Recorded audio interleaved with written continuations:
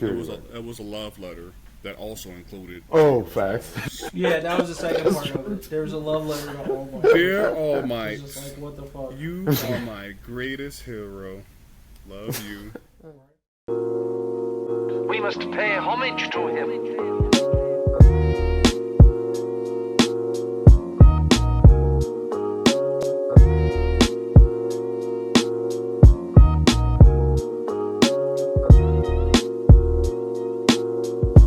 Yo, before we get into the video, make sure you hit that subscribe button and click the bell icon. That way you can get notifications for all of our latest uploads and other content that we put on the channel. Thanks for watching. Now let's get into the video.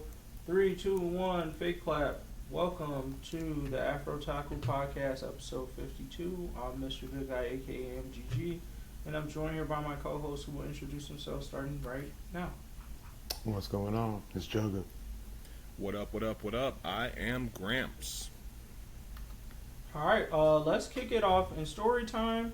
And for this story time, we don't have a particular story. So what we're actually going to discuss is a question. And the question here is going to be, would you recommend One Piece to someone new to anime? So let's say someone new comes up to you, hey, Afrotaku guy, you look like you know a lot about anime. What should I watch? Is One Piece coming out on your suggestion list or not? Nope. To make it simple, right. Nope. I mean, and that has nothing to do with the quality of the anime. It's simply the length, if I'm being real.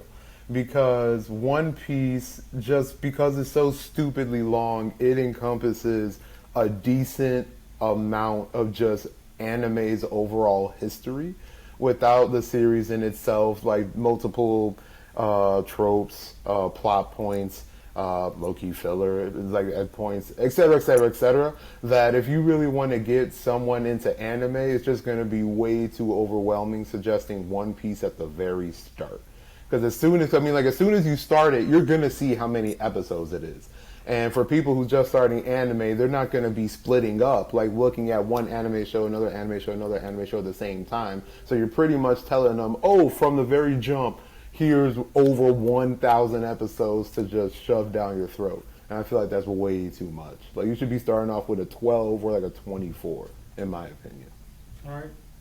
I agree with that. To me, I'm on the same page. I just think it's too long, and if I recommend you spending all that time trying to catch up to One Piece, you could be watching, I may get some flack for this, better anime, but also just like shorter series that can get you exposed to the anime world without having to do such a time investment that One Piece is. Because One Piece, while it's a great series, amazing, definitely deserves the respect that it gets. It's really like it's a one note that you're getting there. And some of the stuff that you get from it, like to appreciate it, requires you to have experience in other anime anyways. Like, you may not even appreciate One Piece to the degree that others appreciate it if it's your first anime, because you're just like, That's true. what? I don't get it, right? Or I don't see why this thing that Luffy's doing is so, different or important. But that's my 2 cents. Yeah, for me, I think about it in the sense of the struggle that it would take to even get to the point that we are in the show. Not even solely because of the length of it, but because of the period of bad quality. Well, I'm not going to call it bad quality, but it's bad relative to the quality that we're used to in all of our shows today. Everything has a much better animation quality in today's time period as compared to when it first came out. And I'm like, I'm not going to make you struggle through all of that roughness to see it eventually, start to change into today's quality. Right. I think about it like, so when somebody's trying to get into a certain type of, a certain video game series, and let's say, for example, I like Skyrim and all of that. And if somebody's asking, just so I can make sure I understand the lore, should I start from the very beginning of the game? And, are you going to recommend that somebody gets into the very beginning of the game series if the first one that came out was all the way back in like 1990 something, where it was freaking 2D and pixelated That's or whatever, just so they can try to understand the lore of it, just to get through every single game, or every one of those games that came out were in relatively shitty quality to what we're used to right now. I don't think anybody's gonna want to dig through that dirt, and I feel like it's the same way with One Piece.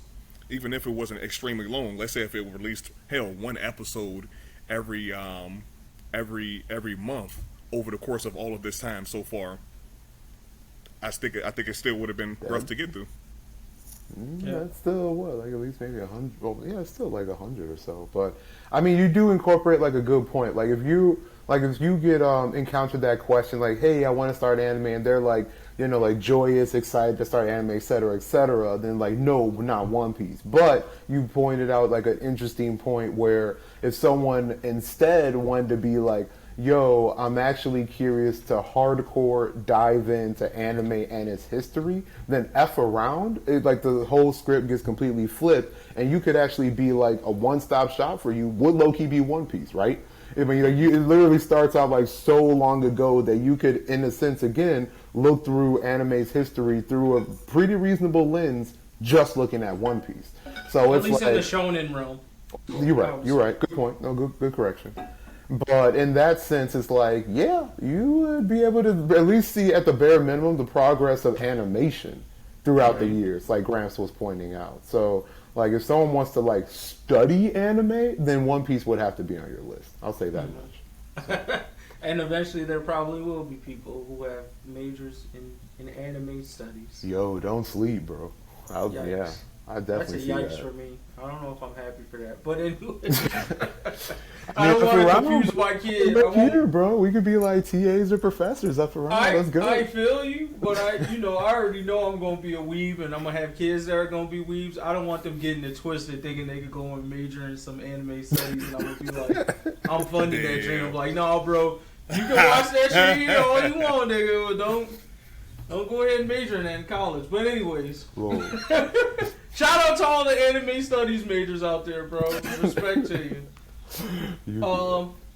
But does that wrap up that topic? I think everyone said their piece, right, on it? Okay, cool. Let's jump straight to decent news then.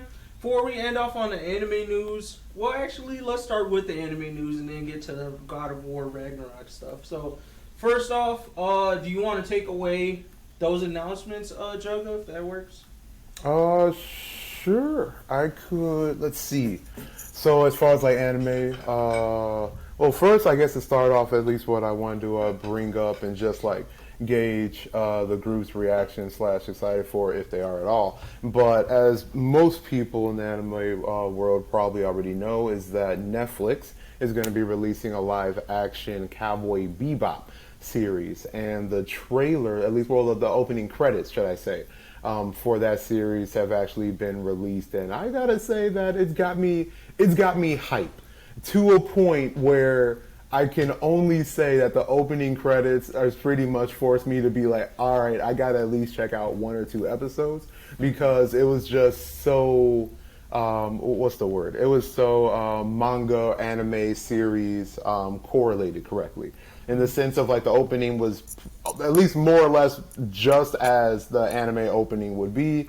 Same music, same scenes, and then same actual design as far as the opening credits go. And it looks mad decent. From like the clips they were showing, they were paying homage to a decent amount of like episodes that really did occur in the anime and kind of hinted towards, the villains and such, where it's going to be more or less like the anime itself and not take on a different take, which should be interesting in concept considering what the Cowboy Bebop series was. But I was trying to recall whether you guys actually checked out Cowboy Bebop or how you all felt about the series in general and how you feel about this, because we're still talking about a live action Netflix anime series, and we already know the history with live action anime. It's just not good. So, I mean, it's not like people's hopes are really up there, but it's more like, you can see it. So. All right. Yeah, I think from my perspective, I was one of the guys that missed the boat on Cowboy Bebop. It used to come on in my childhood. I didn't really get it as a kid. I was like 7 years old. I'm like, I don't know what all this space stuff Also is. fair. Not enough hands being thrown. So it's always been on my list to come around to. I think my bigger question would be, is this one going to be worth the watch to feel like I got that experience, or is it better for me to just go back and watch the 90s series? Because personally, in my opinion, while I hope they execute the live action series well, to me, Cowboy Bebop is not a show that I think should be live action. I honestly feel like it would have done better with a animation reboot, because it's like space, futuristic, like all that other stuff. Like I feel like we have come a long way in our ability to tell those stories like live action, but I still think it's not. I don't think this has the budget to tell the story that way. So I feel like an animation update with that same storytelling, but like a new style. Well, not a new style, the same style, but just refreshed. I would prefer, but people seem to be really hype about this live action route. So I'm keeping my mind open to it being changed. But Death Note had a similar, hey, we're rebooting, come watch us, and I still haven't watched it because of how bad the backlash was. So I'm excited to probably watch it. I think I'm going to give a couple episodes a watch. I just wish, I know I won't have the answer to that question until after it gets released, but I'm hoping that it's very closely told to the Cowboy Bebop original story, so I can at least feel like I'm getting some of that from watching it. Because like I said, it's on my list to go back to, and if I watch this, I'm probably going to end up having to watch the anime anyway, so I would like to save the time that I'm going to have to use, but if I can't, I can't. So that's my 2 cents. Yeah, it is hard for me to convince myself to watch the live action of any anime series, in all honesty. That's fair. So, based on the history, it's fair. So, if they say live action, it could be the best anime in the world. It can be freaking, it could be any of the sports anime, and I still wouldn't watch it. Because I'm going to be like, no, because they gonna make it like, Shark Boy and, freaking Lava Girl. Oh, wow. Oh, wow. Throwback. That's a throwback. What the hell? So I'm like, And I even don't with a stupid budget, you wouldn't even consider it? I would wait to see what the masses say, and I would still then probably be like, okay, maybe I'll watch a couple episodes, maybe. But Cowboy Bebop specifically, yeah, just like what MGG was saying, I never really had any interest in watching it, while I was younger, so I can't really say I know anything about the lore or anything like that, because I'm, used to seeing a certain type of shows on the TV, and then you see this, and you're like, what the heck is this? This crap looks boring. No, that's fair. So you You're turn the exactly. channel. So I can't really say I have that knowledge of it in that case. So I don't have anything to compare it to. It's almost like it's just a random show that's coming out in that sense. And I'm like, if I felt like watching it, hey, I'd check it out. But I definitely wouldn't go back to the anime, because like I was saying earlier, you're then trying to think about that quality that you got to struggle through. It's tough. And But I'm I not think trying to they've play. done. Because of how iconic that show is, they might have done some Blu-ray updates, not changed the animation, but made it so like that lower quality doesn't look as bad on TVs nowadays. Those remaster type of joints. So, who knows? I think it's going to be like playing an N64 game on your 4K TV. I enjoyed that. I just played Pokemon Stadium a few weeks ago. It was fun. And that's what's up. I don't miss that. Shout out to an OD. It's not that bad. To me, it's the size of the TV, right? Like, if you have a gigantic ass screen, yeah, probably that sucks. But like, if you're, in your room and your TV's not that far from you, like a 32-inch, 50, I'm talking like probably less than a 50-inch TV you're watching on, I don't think you're gonna be hurt that much. And this is just coming from me, who, at least when 1080p's were out, I watched One Piece from the beginning. So those first episodes were definitely a struggle. 360p is not fun. But this was like where they didn't remaster it at all. This is like, I found this shit online. You know what I'm saying? So, and I was able to handle it. So I think it's possible. Just like, if you think you're going to have a home theater set up and watch Cowboy Bebop and that shit is going to look dope, like, no, right? Yeah, it's gonna be a wait and see. I could see either or, considering like the amount of money and even based on how if they, because I feel like the toughest thing that's going to be able to make live action is going to be the actual high speed space battles. Everything else should be reasonable, considering that once you're actually on planet doing Cowboy Bebop ish, it's just kind of like old school 90s, whatchamacallit, like scenery, architecture, more or less, from what I could recall. Like, there wasn't really that much special that was happening on whatever planet they were at. But as soon as space battles happen, I mean, it's an effing space battle. Like, it completely depends on your budget, pretty much. So I could see it going either way, more or less. But if anything, it's just an interesting throwback that they chose to do so. So I mean, time will tell. All right. What do we got next? Demon Slayer, right? Yep, Demon Slayer season 2 release. Yep. So Demon Slayer season 2 release date was set for December 5th. I already know what happens because I read the manga. But I did watch the Demon Slayer Mugen Train movie, which I thought was decent. I don't remember if the article speaks to where they're picking up, but I'm assuming it's going to be after the events of the train. Oh, no, apparently not. To help with the wait, we'll see the release of the Mugen Train arc that will adapt the feature film with an original episode that will connect Tanjiro Kamado Unwavering Resolve arc with the Entertainment District arc. So it does look like we're going to take a second to recap some of the stuff in the movie. So I guess they're trying to be nice for the people that didn't go out to see it. But this next arc to me is going to be meh. Like, I think the Demon Slayer fanbase really isn't going to be, too shaken at all by this arc. Because, like, to me, like I said, my issue with Demon Slayer is more with the ending and the lack of exposition of a lot of elements in the world, but this way they told the story all the way to the end was pretty consistent. So I think niggas are still going to get the pretty shit. Now we're just going to get a pretty shit from the new pillar that he's going to be following in this new arc. And the same old Tanjiro, Inosuke, Zenitsu type of fun. So I really, from my perspective, I know what I'm feeling about it. I'll probably watch it because most of the people that are new to anime in my family circle watch Demon Slayer, so by proxy I'm going to watch the second season. But I don't think it's going to carry much. I think I'm going to leave with the same opinions I left with after season 1. That's how I will summarize it.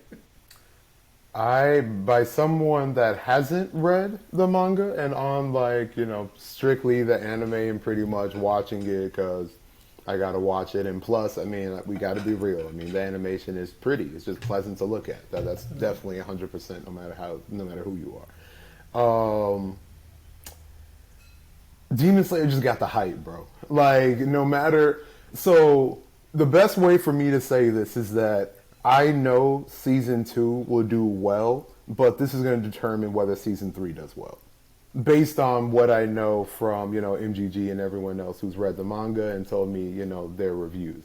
So it's pretty much, is season 2, granted it may be lackluster, is the animation pretty much going to still be able to carry the entire series? And based on what we just saw from Mugen Train and just the stupid amount of money Demon Slayer now has, I mean, in my opinion, it's just simply the money's gonna carry it. I mean, no matter right now, the money and the hype that's currently with Demon Slayer is just, I mean, it broke records. Period. It's like, for me to see it stop now would be very, very, very surprising. I know that many people are hyped. I know that many people were brought onto anime simply because of Demon Slayer, and masses because of Demon Slayer. And season 2, I feel like it's gonna drop numbers just by people tuning in the first place. So season 2 is gonna get that same kind of hype that season 1 got, but I feel like this is pretty much their point to make or break it for a continuation, because if season 2 lacks luster as far as plotting content, then that's when you're going to start to see the true decline. But I don't think we're really going to see it until like when season 3 drops, if that makes sense. So that's my opinion or theory. We'll see what happens. And you know me, I read the manga, baby. I ain't watching that shit. So if anything, you know, just like with a lot of the anime where I've already read the manga, you know, if there's a scene where there's a lot of hype around that shit or whatever, people are saying, oh yeah, that animation was crazy. You know, I'll check it out on YouTube or whatever, but I'm not gonna go through the whole season just to, you know, see what I've already seen. Make me feel like I'm watching reruns or some shit. Yeah, it's got to be that good. Someone on YouTube said, Michael McCarley said he's ready for it. Tying episodes. He's going to be watching it with his oldest kid. So, I mean, shout out to you for putting that buddy on Demon Slayer name. Like, like I said, I think it's definitely caught a following. So I can't really fault it. And it's not a bad series. It's just, like Gramps said, like I seen it. I actually like that comment. So that actually brings up a question on if you had a kid and you wanted to have them start watching anime with you.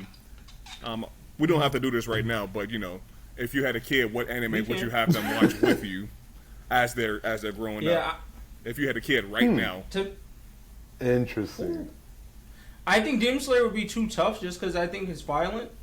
Like, if I'm thinking of it from, like, a parent perspective, I feel like, am I ready to introduce my kid to, like, gore in that way? It's not, like, overly gory, don't get me wrong, but, like, people get their heads cut off, you know, shit happens in there that's a little bit dark. So I don't know if that would be where I would start introducing my kid. I think it's definitely going to be very, like, in-your-face shonen. I feel like it would be something like that. So, like, if I'm thinking of nowadays and I didn't go to, like, a throwback anime, I would pick that one that's, I guess, made by Akira Toriyama. I don't know. Dai is the name of the character. Eden something Zero? about No. No, the main character's name is Dai, but I can't remember the name of the show. Okay. It's something about a dragon. I think it's a Dragon Quest anime. Really? I didn't know that. Yeah. Yeah, The Adventure of Dai. Dragon Quest, The Adventure of Dai is one. Okay. Where, from what I've seen, I haven't really, like, delved deep into the series, but from what I've seen, it is very, it seems very, like, basic battle shonen. So I think that would be a good start. I could even do Black Clover here and there, but I feel like that would be something that they would be able to get into because it's simple, and I can watch because it's familiar. I do some, I do isekais with them. Because I feel like a lot of isekai... see, but those get a little pervy. That's my hesitation. Oh, really? A lot of them isekai characters be purged, bro, on the low. No, you're not. But here's the thing, though. But Gramps, when you say, like, kid to watch with, like, how old are we really talking about? We talking about, like, 7, 8? Or are we talking about, like... I mean, shoot, whatever is the youngest age, starting from the youngest age that you want to have them start watching anime. So let's say, for example, you know, they can really they can understand English good enough, and you know, they can, you know, talk to you about the show and stuff like that. All right, so we're talking about like middle grade school kind of. Okay, that's fair. Yeah. No, I just wanted to be sure I understood. Okay. Yeah, and at what point? At what point then would you upgrade them to the hardcore shit?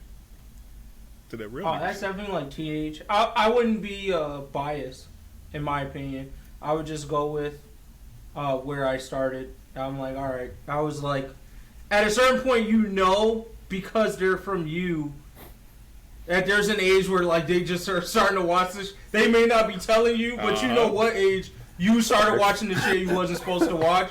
So I would just be like, all right, bro, like you ain't gotta hide it from me.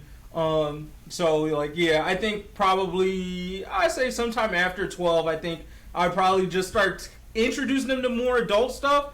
But like Goblin Slayer is gonna come like way at the end of that. I'm talking about like 18. I'd be like, all right, go ahead and watch Goblin Slayer if you haven't already. But like, I wouldn't vocalize that conversation. No, I wouldn't want to vocalize that because I wouldn't be. I wouldn't want to be responsible for him watching Goblin Slayer at a young age. You get me? If he found it on his own, watched it, enjoyed it, I would not like. And he told me like, Dad, I already seen that shit. or I would just be like, okay, hey, that's cool, son or daughter. Like, I'm glad you enjoyed it. You know what I'm saying? It's not coming from me. But at 18, I'd be like, have you watched the Goblin Slayer yet? No. All right. You go ahead and watch that. All right. So, but the thing is there a difference though between if you have a son or if you have a daughter when it comes to watching stuff at a certain age? Watching stuff, no. At least not for me. I wouldn't say so. It might be a little bit there for me, but I'm trying to curb those feelings. But I know that I have that internally just from how I was raised. Yeah. But I try my best to hold myself accountable for that when I catch myself doing it. Just to call out, Michael also added that they started, him and his daughter started with Inuyasha in Studio Ghibli movies. So Ghibli were like Spirited Away and stuff, right? I believe. Yeah.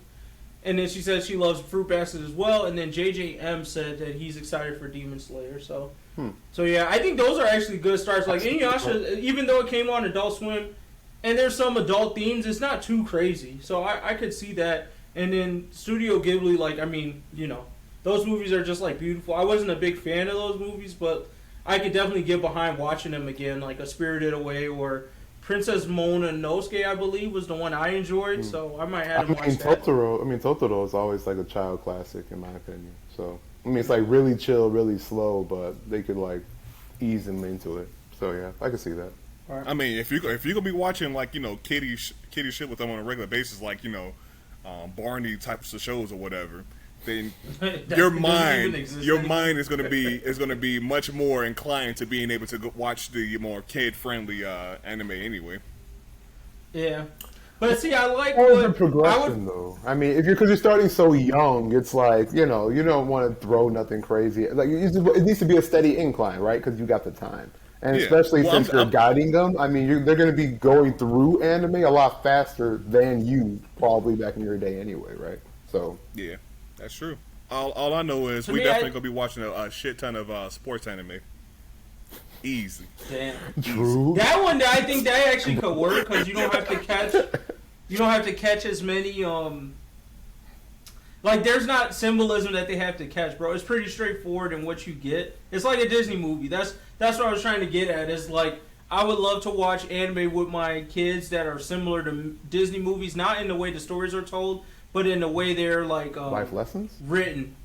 No, so like Disney movies are written to reach multiple layers of audiences. Like, you could watch a Disney movie solo as an adult and not feel weird about watching it. The same way, like, you and your kids could watch a movie, the same way your kid could just watch that movie. You get what I'm saying? Yeah. So I would look for anime that kind of stretched in that way. And I think sports anime is a good one there because it's like, it's not so complex that they're missing something, right? Like, I couldn't watch Death Note with my toddler or, like, my teenage kid, really, depending on what age, like early teen, because they're just not going to get some of the stuff. Sure. Like, they're just like, what? Okay, what? So I'm looking for those things that kind of like stretch across. Like, One Piece could be that, but it's just too goddamn long. You know what I mean? But it's one of those things. But if I started from like if they started from their young age, then basically by the time they became a teen, we caught up. So it's like, all right, we're gonna start watching a few episodes here and there. Like, oh, remember One Piece, and just keep it going, kind of like a Saturday morning cartoon. Just like every Saturday, we watch 2-3 episodes of One Piece. And then eventually, by the time they grow up, they're at that, they caught up. And they're in the same rabbit hole as their dad is. You're speaking a whole lot waiting for this shit. You're speaking a whole lot of French talking about we. My God, they're gonna be watching One Piece by themselves. I'm gonna give you some homework. I want you to go watch some One Piece on your own. Get back to me when you're at least halfway to where I am. Right. Then I'll start joining you. Give him work, see me in Wano. I'll watch it with them because to me, you already know me. Like, it takes me about 2, 3, 4 tries to really catch the symbolism in some shit. Yeah. So I already know I missed out a lot in One Piece. So that rewatch is gonna be me going like, oh, this is what them niggas was talking about because I definitely didn't catch it the first time. I'm gonna be like going from Hunter x Hunter. I'm gonna be like, let me know when you get to Wano, and I'm gonna lead my kid's life. When they catch up, I'm like, all right, now let's get to it.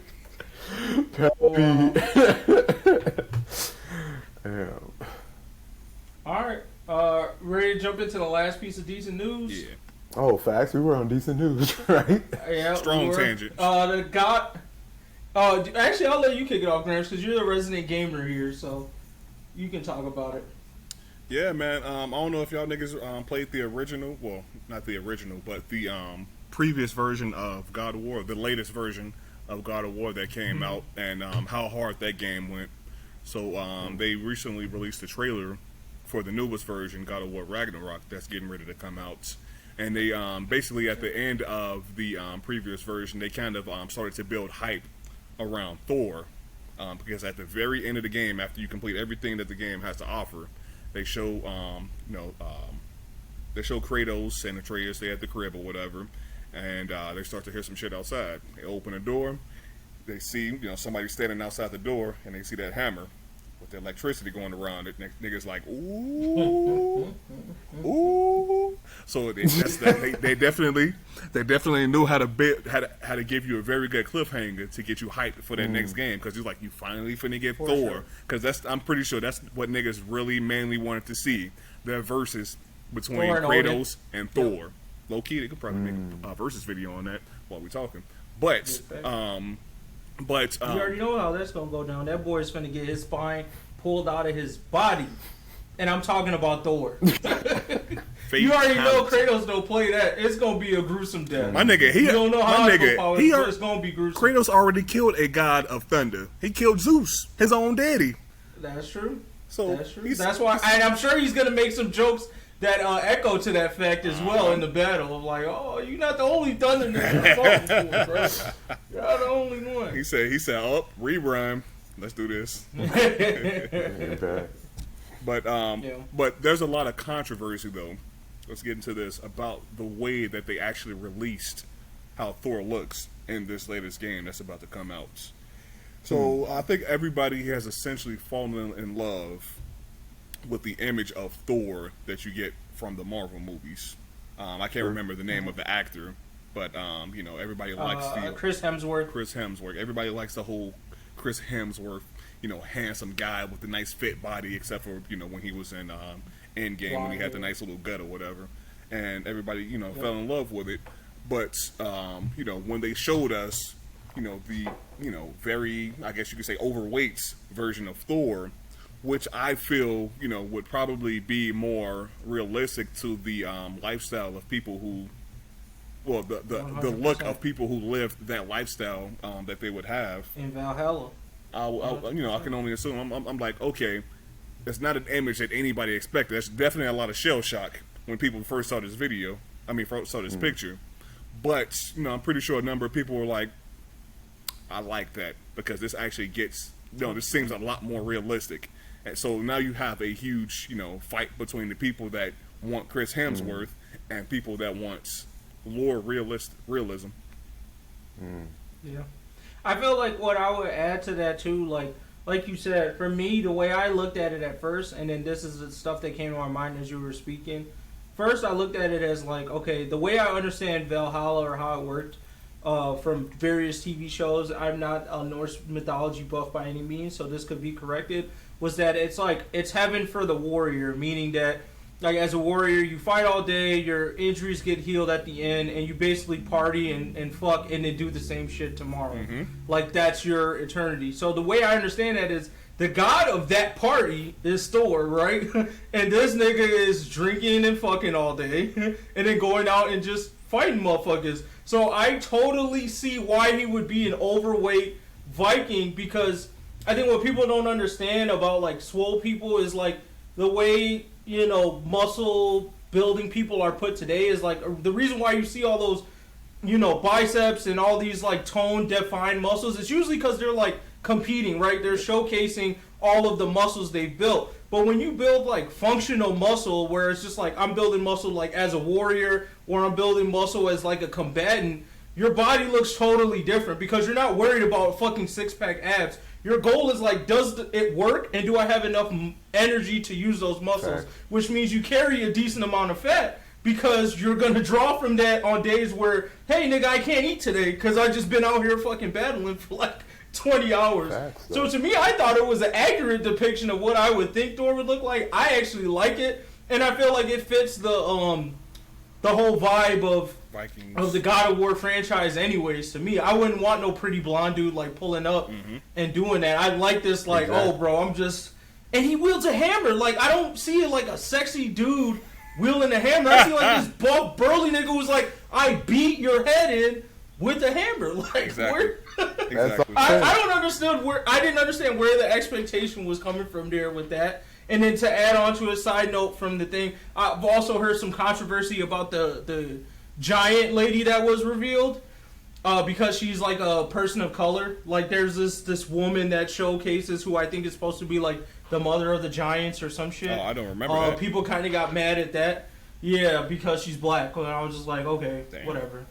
But the other note I did hear as well is that apparently this is the last in the franchise. In the God of War. Yeah, I heard it from I believe Game Ranks, but shout out to them.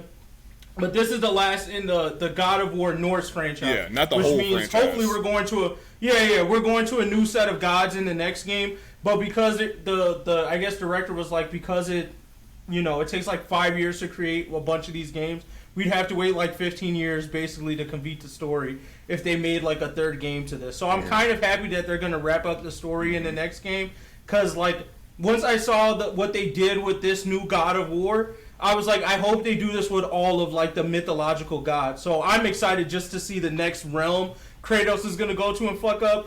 My hope is that it's Egyptian gods next, but we never know. You know what I'm saying? But like to me, that's the other big. Like if you're talking Greek, Roman gods are pretty much the same as Greek gods. They almost feel like a direct copy to me. Yep. So I don't know why you would go back to that world, but they might. Norse is another big one, and then to me, Egyptian gods would be the next thing I think people think of. So my hope, and what they were kind of saying about the black giant showing up, was that she might be a connector piece to that world. So that's what I'm hoping they go down, because I would love to see Anubis, Ra, like how they create those interpretations, and Kratos beating the fuck out of them. Like that's all he's gonna do. So I think that shit is gonna be dope. But yeah, that's my 2 cents. So basically, my biggest understanding of any type of mythology all comes from Assassin's Creed. That's literally where I get all of my research from, because I basically play every one, and so they went through the whole the Egyptian gods and everything, niggas with the alligator heads and all of that, and I'm like, yo, this looks dope. So if we can get a version where we actually have Kratos going out there and beating their asses or whatever, I can actually see that being the next one. And I'm just wondering, like, how many mythologies do you actually have that have enough people or gods within it, so that Kratos can actually run across it or whatever. Not to call it a mythos, but or at least there's multiple different kind of Asian mythologies there too. So that is another world that's expansive, because you got to think of the deities. So the thing is, like, I hate using the word mythology, because I do agree to some degrees that like you can qualify religion as mythology in certain ways. So I feel like you could play in those next. So it's like Egyptians. But like Jugga said, like, there's the Asian deities. Like, if you talk about Hindu gods, there's a ton of them. That's it? And that could be its own. Yeah, like, there's Ganesh, there's Shiva, there's a whole bunch of other stuff, like God of Destruction, God of whatever. Hey. So I think that shit would be dope to go into. Hey, they ain't put it in Assassin's Creed yet, so I don't know these people.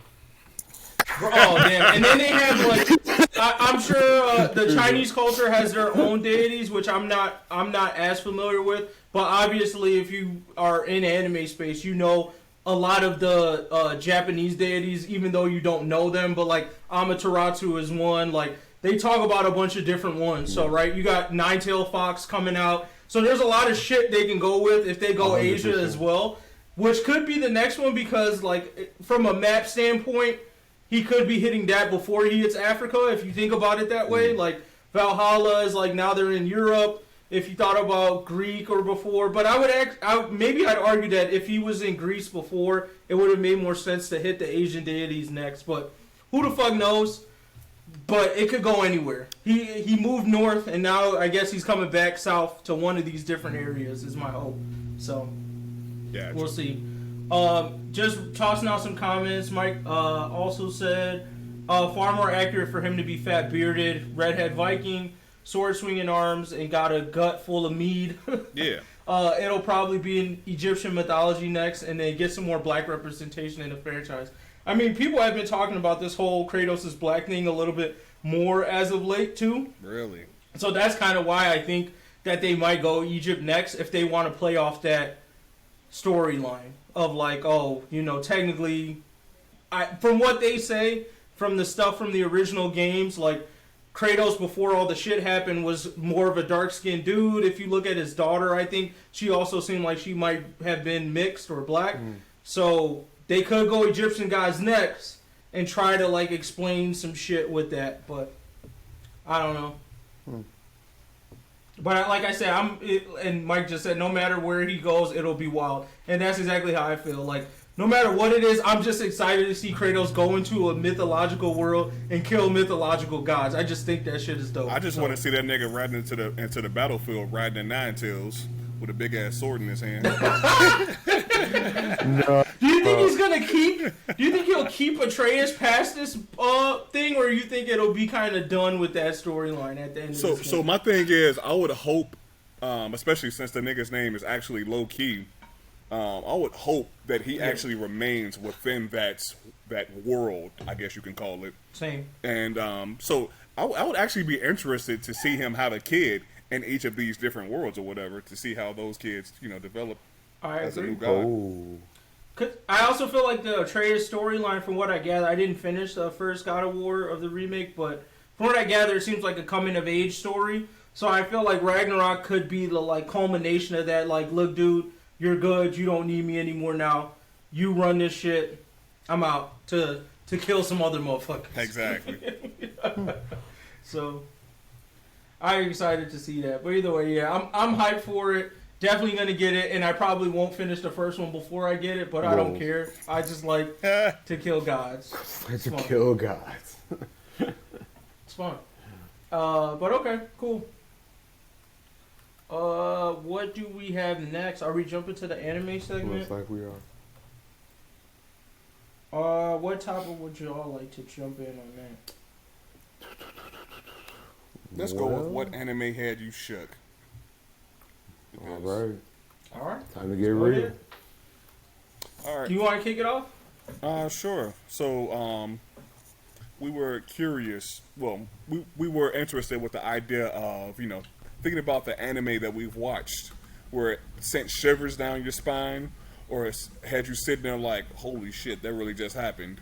Or, you know, you're just freaking shocked, your eyeballs almost about to pop out of your head or whatever. And this is, you know, this is stuff that goes across, you know, all of the anime that we've seen. So we just wanted to go off and list some of the, you know, what the fuck moments that we've seen within anime. And I'll let you guys start off with one that y'all had. Cool. I'm gonna let you go first, Jug. I gotta mull over mine a little bit because you got some. I mean, ones. I got quite a few. Well, the first one that came to mind is that I mean, I know we're all here, you know, Goblin Slayer residents, but anyone who don't know Goblin Slayer, on F1, spoiler alert, you go into it thinking that it's like I mean, it's not an isekai, but you pretty much are looking at it, you know, it's like a typical isekai where beginner group, you got like your main character as a priestess. She's like, you know, I'm trying to become an adventurer. She gets a new squad. Like, okay, adventure starting is going to be great. They enter a dungeon. They're just here to kill some goblins. We're just going to be seeing the intro of like the power system of the world, how the world works, basic stuff like that. It's like, all right, here we go. Let's do it. It goes from 0 to 100 in literally a snap. And at first, you thinking like, all right, goblins are showing up. They got trapped, whatever. Maybe they're going to get saved. It's all good. Nah, dude. Like, this whole squad gets pretty much wiped out. And at the first, the violence is like, oh, okay, it's a lot, you know, a little bit darker than I thought, but it's whatever. But then they just crossed a whole nother line, which, man, I mean, them goblins went in on a female. Like, I just wasn't, I just wasn't ready for it. I don't think anyone was ready for it. Nobody We're was. talking about episode 1, and it went from just straight adventuring into a goblin dungeon to y'all gotta get scared of getting raped. It's like, whoa, what? I just didn't believe that I was actually watching this. And it was like, wow, this is a straight horror anime. And I mean, if y'all don't know about me, I'm not really about horror anime like that. And I was like, what the F are we really getting into? But then Buddy started showing up and it started getting a little bit lighter there.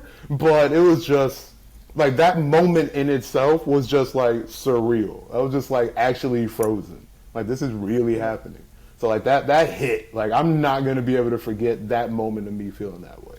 And I think the thing that made it even more of a what the fuck moment is just how realistic the emotions seemed within that. No, for real, dude. Because I'm just sitting there like, Oh yeah.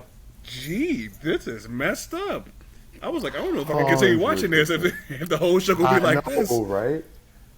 And like afterwards, when Goblin Slayer showed up and like started like talking about what actually happened and like thinking about how real of a moment it is, if you were an adventurer visiting goblins, it's like, fuck, this is real. You know what I mean? Like, it's not that whole, oh, you go and do something that you're not prepared for and you get lucky / saved. It's like, nah, bro, if you really up in this world, this is how you would die, like, more or less. And it's just like, and it just hit you even more. It's just like, you didn't go into this anime, at least in my opinion, thinking that you were about to see a straight, real life, what would happen if you actually went into a dungeon of goblins and you weren't ready. Exactly. It's like being dropped into an isekai world. Like, And you're like, ooh, snap! I'm about to power up or whatever. I'm about to level up, get to level 100, kill a main boss or whatever. You get your little wooden sword, just like they do in every little RPG. Your little fake shield. You go into this dungeon like, yeah, I'm finna do work. I already know. Yeah, if I die in this game, I die in real life. But it's just gonna be some, it's just gonna be some slimes. Ain't gonna be nothing. Ain't gonna be no problem. You go into this cave and you look around the corner and you see Shorty getting raped. You like, it just got real. Boom. Wow. And as soon as you saw it, you already trapped because like they set it up. The goblins had you. Like as soon as you walked in, you already GG'd. Yep. It was just like, damn, bro. But nah, that was real. mm-hmm. Yeah, I will toss my two out there, and they're coming from Toriko. I'll put it in chronological order. If you haven't watched Toriko, don't watch it, read it. I'll start there. The anime definitely waters down a lot of shit. True. But one thing they didn't water down, well, they watered it down, but it still had a big effect, was when Toriko entered the gourmet world for the first time.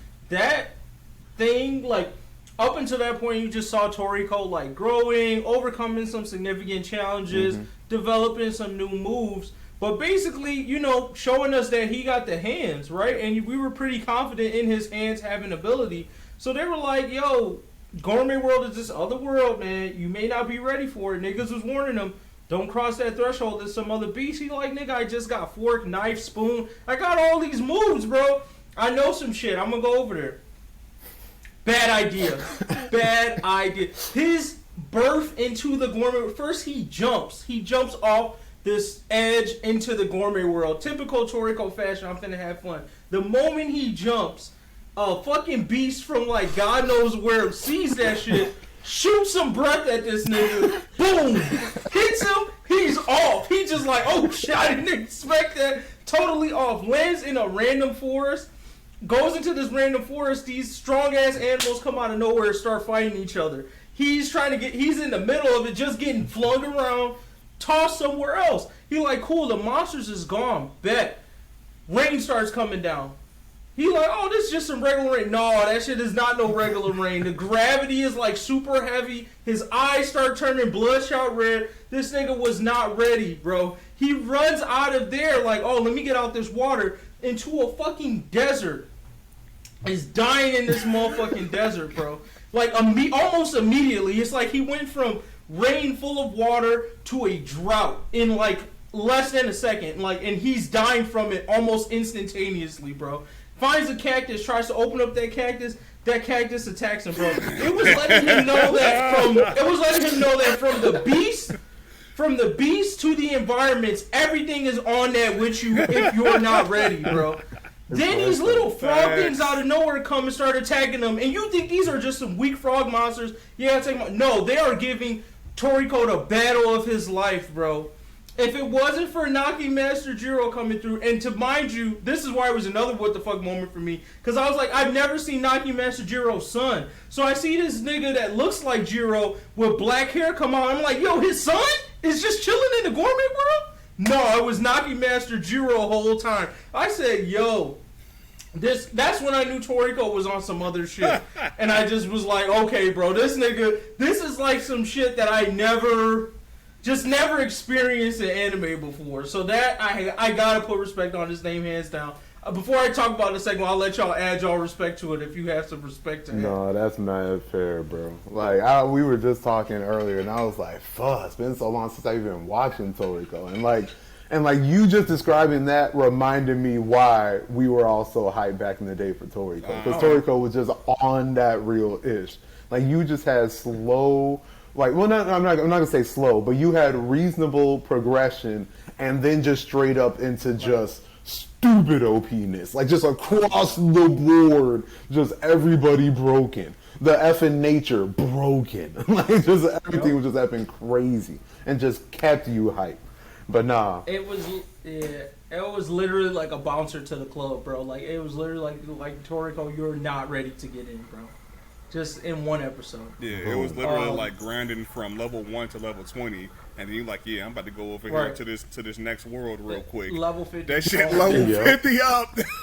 Right. That's what I'm saying. Like, it's that Final Fantasy thing for like the old school Final Fantasy players. Like, there's parts in Final Fantasy where you're power leveling, you're going crazy. But then you go into one area that's like a special area that they're like, you're pretty much not even supposed to tackle this to the end of the game.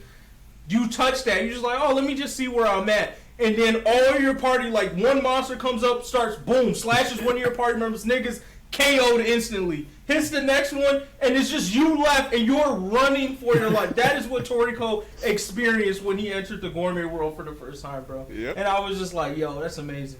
Yeah. But yeah, the second thing I would toss out there was the Acacia reveal in Toriko.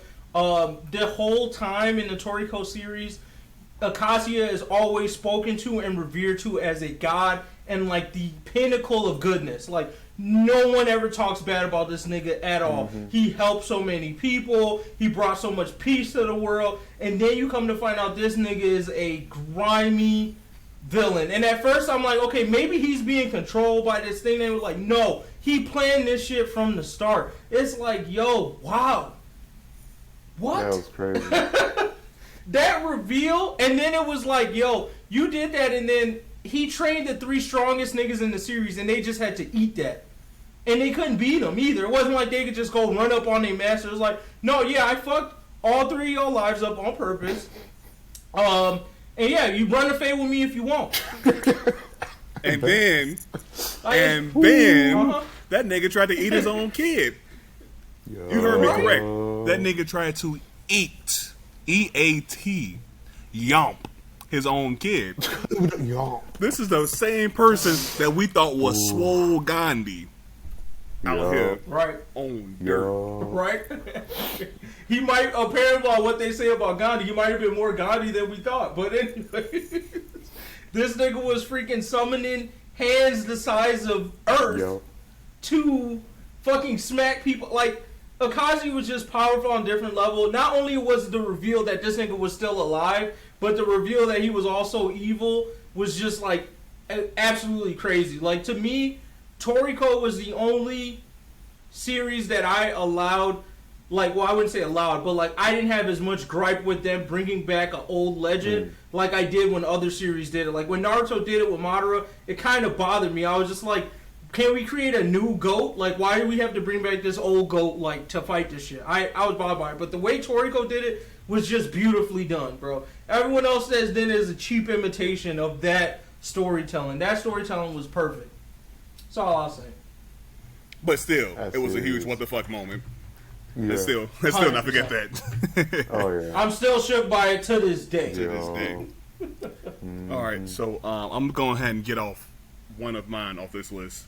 So I'm gonna just say, because this one is just too large to go over. I can't pick out any specific scene, but I'm gonna just say the whole anime series of Akame got killed.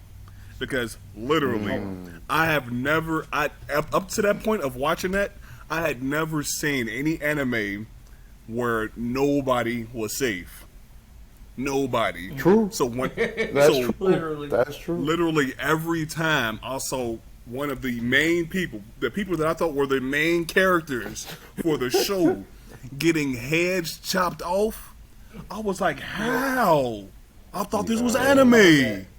Bro, I thought this was anime. What is this? Yeah, this ain't no shonen. They not coming back. Even characters that you think, oh yeah, they safe. You know, they ain't that important in the show. They Main three. they just a regular side character. They just You did can a, still get got too. they just did a help out a little bit or whatever. Soon as they by themselves, head on the freaking spike. I'm like, whoa, her too? Crazy. That's a big one. I was like, Man, woman, they don't care who mad you are. sad. Babies. That was mad They don't care. I think they were killing babies in the beginning of the show. They didn't care. They didn't care. You not lying. Bro. You not lying. Like it really like it unnerved you because it like set that tone like in the beginning. Yeah. And like what I liked about it also was like they were also like, yeah, we're trying to free the world, but like we're not the good guys either, nigga. We're Clear. fully aware that murdering niggas is wrong, Yep. and we're murdering niggas. So like that's what happens, bro. But like niggas in the community to this day are still like pissed off, visually when they see a picture of that motherfucking dog that killed the chick with the scissors. Yes. Oh my god, like niggas are, oh my, Yeah, they, bro. and I was like, yo, she really nicest chick ever, bro. Oh, Nicest chick ever. Yeah. All she was doing was just riding because she had to ride. Right. That was it. Murdered by a fucking dog, bro. I'm still Hurt my pissed. feelings. I'm still yeah, pissed. that's sad, bro. She was Hurt one my of the feelings. real was Shield, bro. Shield. I had to look up the name, bro, but Shield was a real one. I was like, I kid you wow. not. I kid you not. When I saw that death, I was like, that shit fake, bro. She gonna be back a couple episodes. They gonna reveal that shit was fake. She gonna be back. Psych. Nope.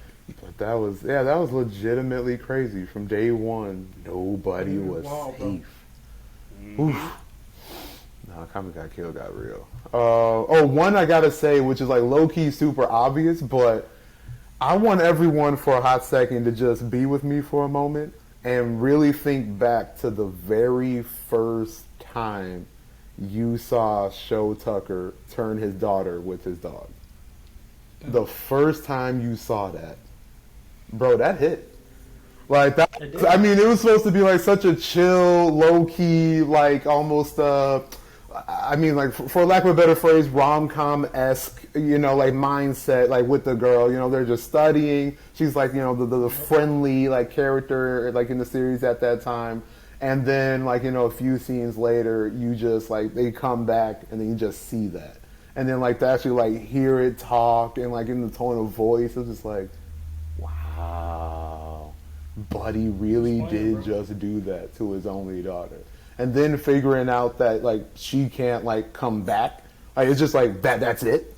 And, like, they can't even come back. And then, like, later her getting bodied, it was like, fuck, bro. And I think it was probably more of a shocker because he seemed like a really good guy. Right? He gave off a hell of facade. That, yeah, you know, I'm just trying to make sure my kid and my dog can eat. So I'm okay Right. working. I'm grinding away. Psych, Desperate. bro. So for me, I actually didn't see that scene while watching the series.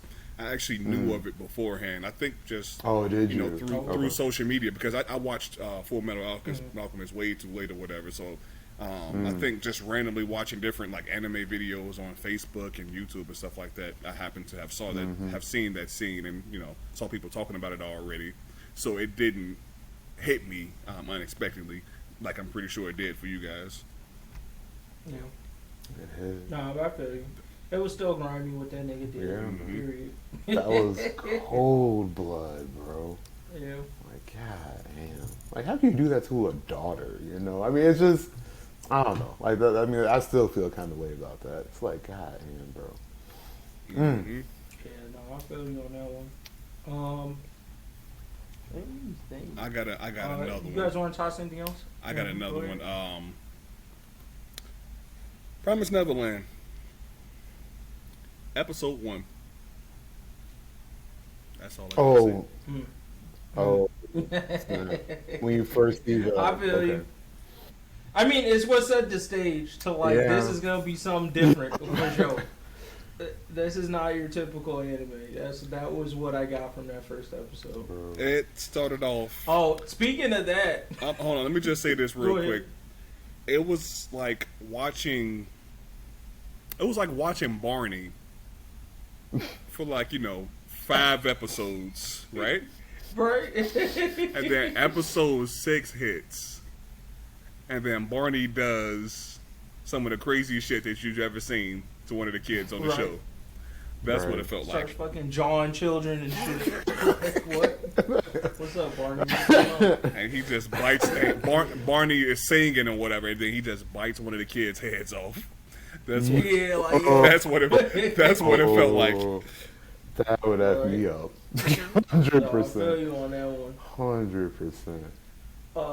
I'm gonna toss out. Now that I was thinking about it, and it is very recent, but definitely a moment that turned that time I got reincarnated as a slime from like a casual watch to a like what the fuck is going on. The Murder of Fall move, bro. That whole army getting destroyed to me was like absolutely shocking because to me up until that point, Rimuru as a slime is seen as pretty much just like a peacemaker. Like I can fight if I have to. Action is involved. Niggas die sometimes, but it's not. I try my best to avoid that if possible, right? I want people to be my friends. Right. Usually everyone gets flipped to kind of join the team in some way. Exactly. Not Fall move, bro. They fucked up. First of all, the first like wow moment was seeing that they murdered a bunch of people. That first part was like, wow, Rimaru's community got touched. And those people died. And honestly, under our impression, the death was supposed to be permanent. So we saw Gobucha's best friend laid out, and we saw Shuna, who to me is one of my favorite characters just off the cooking jokes alone. Dead, bro. And I was just like, huh? So we got to see that rage, and then to see what his response was to that rage, and then to see that dumb niggas was not coming back. Like, there was no, like, flip. Because sometimes it's a strategy. You think this shit's going one way, and he's like, no, I'm still a good guy at the end. No, those niggas are permanently done. The fact that, and that's more evidence by the, like, I started watching part 2 of season 2 now, so I just saw in the last episode how easily, how barely of an inconvenience it was to cover up the murder of Paul, which I thought was absolutely insane. Like, these niggas was like, yeah, it's not a big deal to cover up that you killed like 50,000 soldiers, bro. You just gotta say this, and this. Like, oh, we fought them, they lost. You're like, no, nigga, he single-handedly murdered 50,000 people. Like, and they were like, yeah, people start talking shit about it. You know, we could just, say whatever. Nobody was there. You killed everybody that was there, so nobody can speak to the. I say, yo, the way they're covering this up, they're like putting the little happy music behind, but it's sick what they're doing. Like, it's actually sick. But to me, that whole play out there was just levels of what the fuck. From his community getting killed to him responding to how they covered it up at the end. All three of those moments were like, huh? What? And then just like, yo, y'all niggas are I'm not fucking with Rimaru's group at all, bro. I'm joining and just keeping my mouth. They just covered that shit up like it was nothing. And like when he told it to like his other allies who were not involved in the situation at all, they just like were like, oh. Bet. I was like, huh? We do this on the daily. It's all good. Yeah, like what? But I mean, just to touch on that, like homie cleared him out clean, bro. Like I still like now that you mention it, it shook me in like in a cool, that was dope as fuck, but also holy crap moment, because it was just so like it wasn't like the scene itself of him bodying people. You can't really understand the level of rage simply because of how clean it effing was. I mean, it was in a sense it was all one shot headshots thousands in like a minute. It was like, holy crap, bro. They was looking at little water balls, and that little water ball that was the last thing all those people saw. A little water ball. Phew, and it's right nuts. there. And like 50,000 people around like the same. I mean, like he knocked them out. He did all of that within like what, like a couple minutes, right? It was like not a long time in the slightest.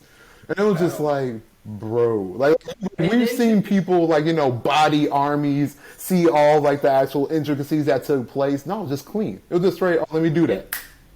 And the artistry of it all was to do it on the closing of the episode. They did it on the closing while the exit music was playing. Right. So it was like, the series is over. You can skip this shit if you want. Boom, bro. Murdered all those niggas, bro. Crazy. And clean. Absolutely crazy. It's nuts. Like, Rimuru game way too OP. Side note, but we have to do, I feel like we got to do an Overlord versus that reincarnated as a slime, like, battle low-key alone. Oh, yeah. Part 2. Yeah.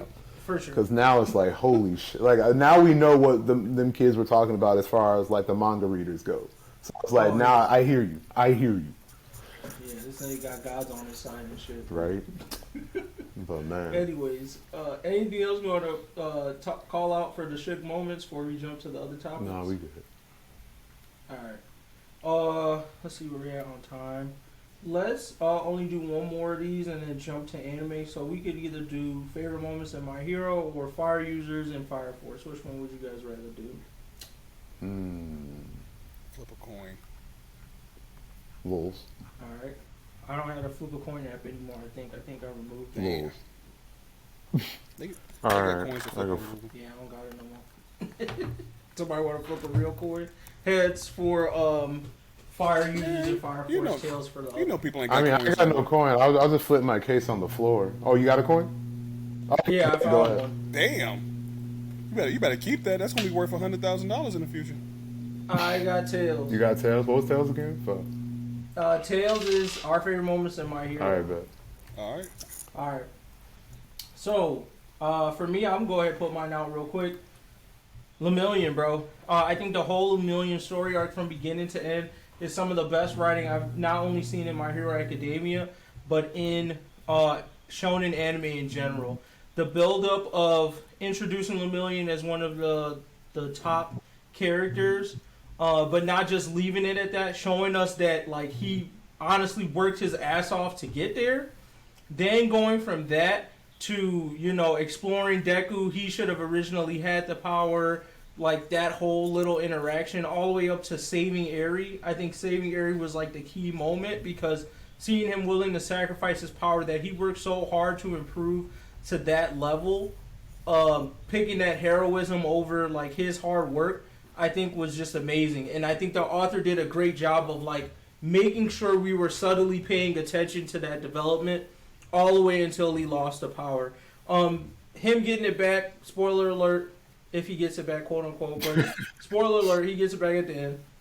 When he gets it, that part didn't hit as amazingly to me, but it was still a good completion to that roundabout. And to me, the writing leading up to him losing it was immaculate, bro. I audibly was like, no, hurt when this nigga lost his power. I audibly felt sad for this nigga. Like, I really felt that. So, that's mine. I mean, hands down my favorite moment. I was about to say, like, low-key MGG took mine, but I guess the one thing to highlight within that... Oh, word? Okay, bet. Hilarious. But I guess, like, the one thing to add on would just be to recall the famous, the most boss, the most low-key, intricate move that I think we may have low-key seen in the series to date, but the kick. That kick of what's-his-face holding on to Eri that Lemillion did to hit him, again, I mean, we touched it on a video as far as, like, you know, the best, like, fight in the series so far, but, bro, break down that kick, really think about it as far as to what his ability is and what he has to do to use it. That kick was amazing, okay? Period. The force, the mental thought processing that had to go with how quick that truly did occur, And then the actual consideration of still the full situation at that time, just that kick alone was monstrously beautiful once you break down what actually happened. Like, that was amazing. I feel like your brain has to process at the speed of like Sonic Like, the stupid. It's like, man, for real. Like, in order to be that so calculated, dude. Precise. exactly. Like, We're talking about like crazy inches precise. away. Like, Eri was here, kicked through her head to jaw me with a foot. Like, bro, what? It's like, come on. At full speed. At full speed and inches like that, like that's like milliseconds. I mean, like, I don't even know the proper like time frame there, and you like just turn it on and off like that, like, oh, Crazy. dirty, straight dirty. Mm-hmm. It was a fucking boss, but yeah. So I'm gonna just say I think this one was actually I think it was my favorite arc overall so far because it has some of my favorite moments within it. So yeah, my number one moment was literally everything that had Lemillion on the screen. But after that, just so we can make sure we ain't all speaking on the exact same thing, I think I'm gonna go with one of two moments. So I'm kind of in between the badassness of Overhaul when we first got an introduction of him. You right. Because that nigga just came up on the villain squad by himself on dirt, killed niggas right in front of him. Talking about, yeah, Straight Yakuza. you want to run up, if you want to, run up if you want to, and then he just went out and did his business. So that badass moment right there, I was like, yeah, that nigga hard. I can't wait to see what he got. And then my other option was just Red Riot being a real nigga when he went against Rapper. Okay. We know that player 5 still doesn't want to put respect on this man's name. Respect on that nigga name. But Tripping. as a teenager, I definitely would have had nowhere near enough hearts to do what the hell he did. So I definitely That goes in my top 5 for sure. That's fair. Easily. That definitely goes in my top 5. True. I mean, now you mention it, like, that arc was mad decent. Got to give big ups to Fat Gum, where at least I first started really giving homie respect, because Fat Gum a real one. And then, like, again, to piggyback off what Gramps just said regarding Overhaul, just in general. I mean, homie was just in there to make guap, make bank, make moves. Like, everything was just boom, boom, boom. I do this because boom, boom, boom. I want to put you on because I want to do boom, boom, boom. Oh, you ain't about that life. Bet. Deuces. Boom, boom, boom. It was just like, everything was just like, let's make this happen. If you're not about it, then deuces. And I mean, like, he was just like a villain businessman. And, like, in a sense, it's like, at least from my perspective, I just respect that he, like, his mission was clear. Try to get money. He pretty much, like, money influence was, like, all he really needed / wanted. And he was going about it, at least in my opinion, as far as, like, still villain still evil, but a reasonable way. And, like, the only mistake that he really did was trying to get involved with the League of Villains in the first place. That's pretty much the only bad thing that he's really done in the whole series. So anybody that tries to do any work with them is automatically going to take L's. Pretty much. Look at Redestro. Look at Redestro. Ooh, big facts. I'll rest my case. Big facts, bro. Redestro could have just chilled too. He called him out, and he's like, "Bro, you didn't even need to do that." But anyways, that's a whole other topic. Oh man. All right. Anything else on favorite moments? Nope. Nah, that's not If tasting not, let's jump to the manga segment. So before we go into talking about the chapters, just putting some respect on some new manga or like the other manga that we read but don't talk a whole bunch about. One thing I wanted to call out was Candy Flurry. I think it is over. It ended already. It's been deaded. I was already iffy about the series as a whole. And they really went left with that ending of like a lollipop user somehow being able to make a giant candy robot. They went mecha with it. Like, what? It was the end, so do whatever the fuck you want. So for those people who were interested in the series, it's over. You got what you got. For those who weren't, it's over. So you got what you got. That's all I wanted to put out there. for that. And then the other one I'll talk about is Hunter's Guild Red Hood. It's still staying solid. It's a little weird for me with some of like the backstories, but it's really just me getting comfortable with that like time and location setting, because it's like this old English type of vibe to it. So it's just a little weird for me just in the anime manga setting, but like they're going hard with the strats and the plans. True. So I'm putting big respect on them. I think they could catch a wave if enough people get on it, and I'm praying it doesn't get canceled.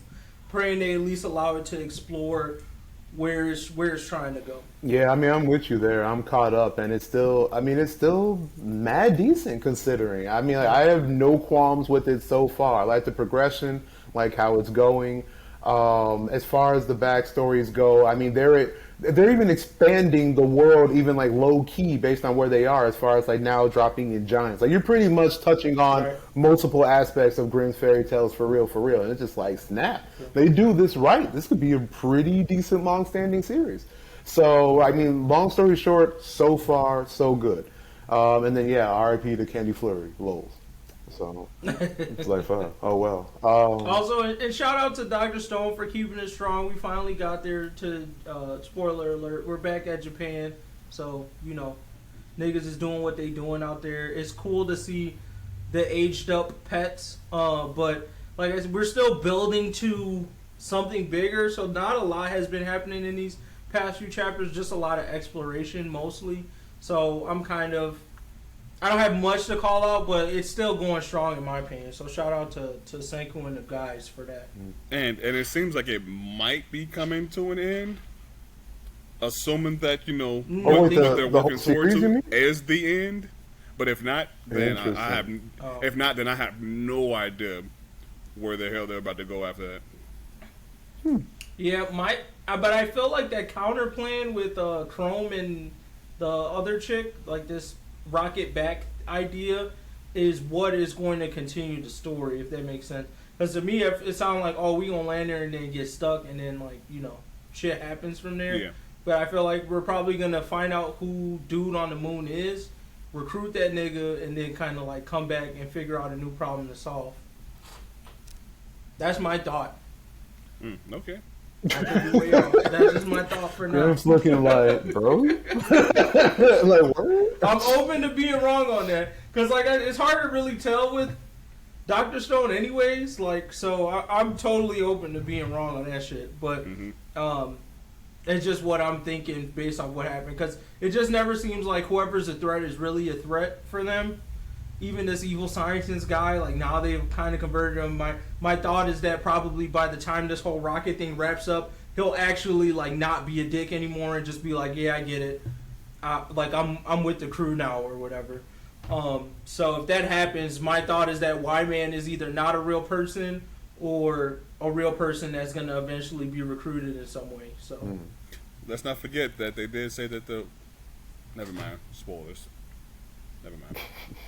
Oh, sorry. Yeah, you saw my headphones fell out. Say it again. No, I canceled what I was about to say anyway, because spoilers. Oh, okay. Oh, I thought you canceled it because you saw my headphones fall out. Nah. Oh, It just happened to be perfect timing. Oh, all right. So yeah, that's it for new stuff on me. Anybody else want to put some respect on some new things, shows, animes, mangas? If not, we can talk about these recent chapters. No, I mean, unless you wanted to. I mean, I see you put Magic and Muscles, but I just wanted to put I'll highlight it every time we talk about manga in general, because it's just every chapter seems to be again steady, decent, and it just keeps on going and keeps on going. So I mean, I still gotta recommend it every time to whoever hasn't heard me say it before. But Magic and Muscles still going good. I will say at this point with the number of chapters that are out, I will say this, and I think it's fair to say at this point. In my opinion only, it is keeping me more interested than One Punch Man is in a similar storyline. Because I feel like One Punch Man, I think the gap between Saitama and the people they fight is so crazy big. You're pretty much just reading it, waiting for Saitama to show up and one punch the thing. And you somehow get a little seasoning of the side characters. But Magic and Muscles, even though he is that OP physically, they still give you this teaser that these fights are still a struggle for him in some way. and they spend enough time developing like, you know, the side characters. To me, I feel like it is more of a, I don't know if mature is the right word, but I'll use mature, like mature storytelling of like that Saitama, this guy is just a goat for no reason type of storyline. I think MASH does a better job of just not making it strictly comedic, where it's just like, oh, hey, just for laughs, and it gets dry. So far, MASH is, I found very few moments that I would qualify as dry in MASH, where One Punch Man, it seems like every arc building up to Saitama punching the shit out of someone is more or less dry, besides this one, because we finally get to see, like, the S-classes go all out. But in all the other scenarios, it was more or less like, I'm just like, when is Saitama gonna punch the fuck out of this dude? Because you guys are playing around. No, that's true. So, I mean, like, because in Magic, I mean, pretty much as you said, in Magic and Muscles, where, like, Homie's physical, you know, attributes still end up beating the guy, it's still a fight, more or less. It's just, right. It's not a complete blowout, it's still a fight, and even more so where, I mean, I believe we've already seen a couple of times where he needed help to do at least what he needed to do, in the sense where One Punch Man literally never does need help. He's just broken, he's going to win very easily, and that's just it, that's just all. Magic now, it's like the main character is truly now a part of the plot and the story, compared to just One Punch Man, who sits above everything. Right. So it's just refreshing. Comedy's always been at least decent to me, as far as like just sometimes like the crazy feats and the reactions he gets because of his crazy feats. And then plus we're still seeing, I mean, low key, we're seeing some pretty interesting magic abilities just for a series alone, just to focus on that. The magic, like, I guess power structure you could say of the series is low key pretty intriguing. So I mean, there's more stuff going about the show other than just MASH. So I mean, it's just mad decent, and it's still running good so far. I hope it continues. right. Yeah, we'll see. All right, so on to the popular manga. Just starting off with Black Clover. This should be really, really quick. This chapter wasn't much besides, you know, Longris showing up and helping out, which was a little shocker for me. I didn't expect him to be the one, but it made sense from that standpoint. I don't think it's going to mean much. I'm excited for, you know, whatever this new Xeno thing can do. I like his look and feel right now. So, yeah, I'm interested to see where it's going to go, but I don't have much other than, like, cool that Longer show up. It was a little bit hard to follow what exactly was going on when he showed up and what he did with his brother, but I think they're really just going to buy time for, like, whoever the real powerhouse is that's going to come and kind of help, you know, finish it off. Agreed. So, yeah. Yep. We'll see how that develops, but to me, it was like, oh, okay, this is nice, but Longris didn't sound like he came up there with any new abilities, any new powers, anything that he would truly contribute, minus what we saw in the fight. I mean, not Longris, Finral. Minus in the fight that he was going up against Longris. And it's, I mean, you know, it might be cool to see like a couple scenes of them like tag teaming, but pretty sure we all know this ain't going to end with both of them dropping the new OP Xenon. Right. So it's like, I mean, okay. I mean, if anything, it's almost like the degree just above filler. I mean, well, actually, that may be a little disrespectful, but I feel like you at least get what I'm trying to say there. I feel straight. I think that's fair. That's a fair statement. So, all right. So then, yeah. So My Hero, the latest chapter, it looks like we're in a actual filler in a beach arc.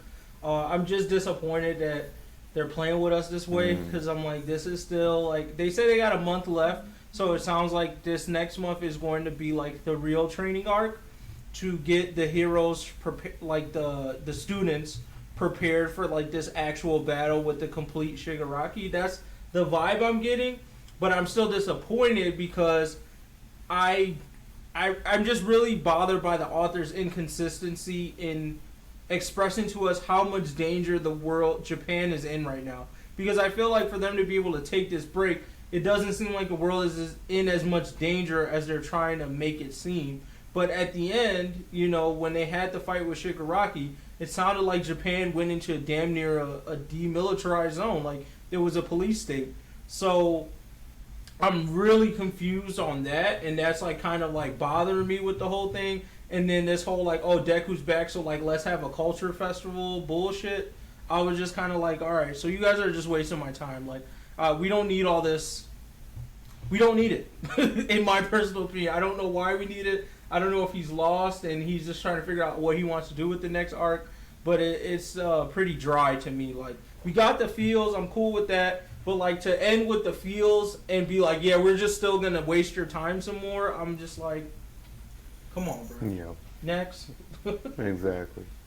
Like, again, they could have, I mean, even like the chapter before this regarding, oh God, if I want to even go into Stain right now, but the actual chapter with Stain, I mean, that whole chapter could have been a part of the last chapter, and that last chapter could have just been the end of it.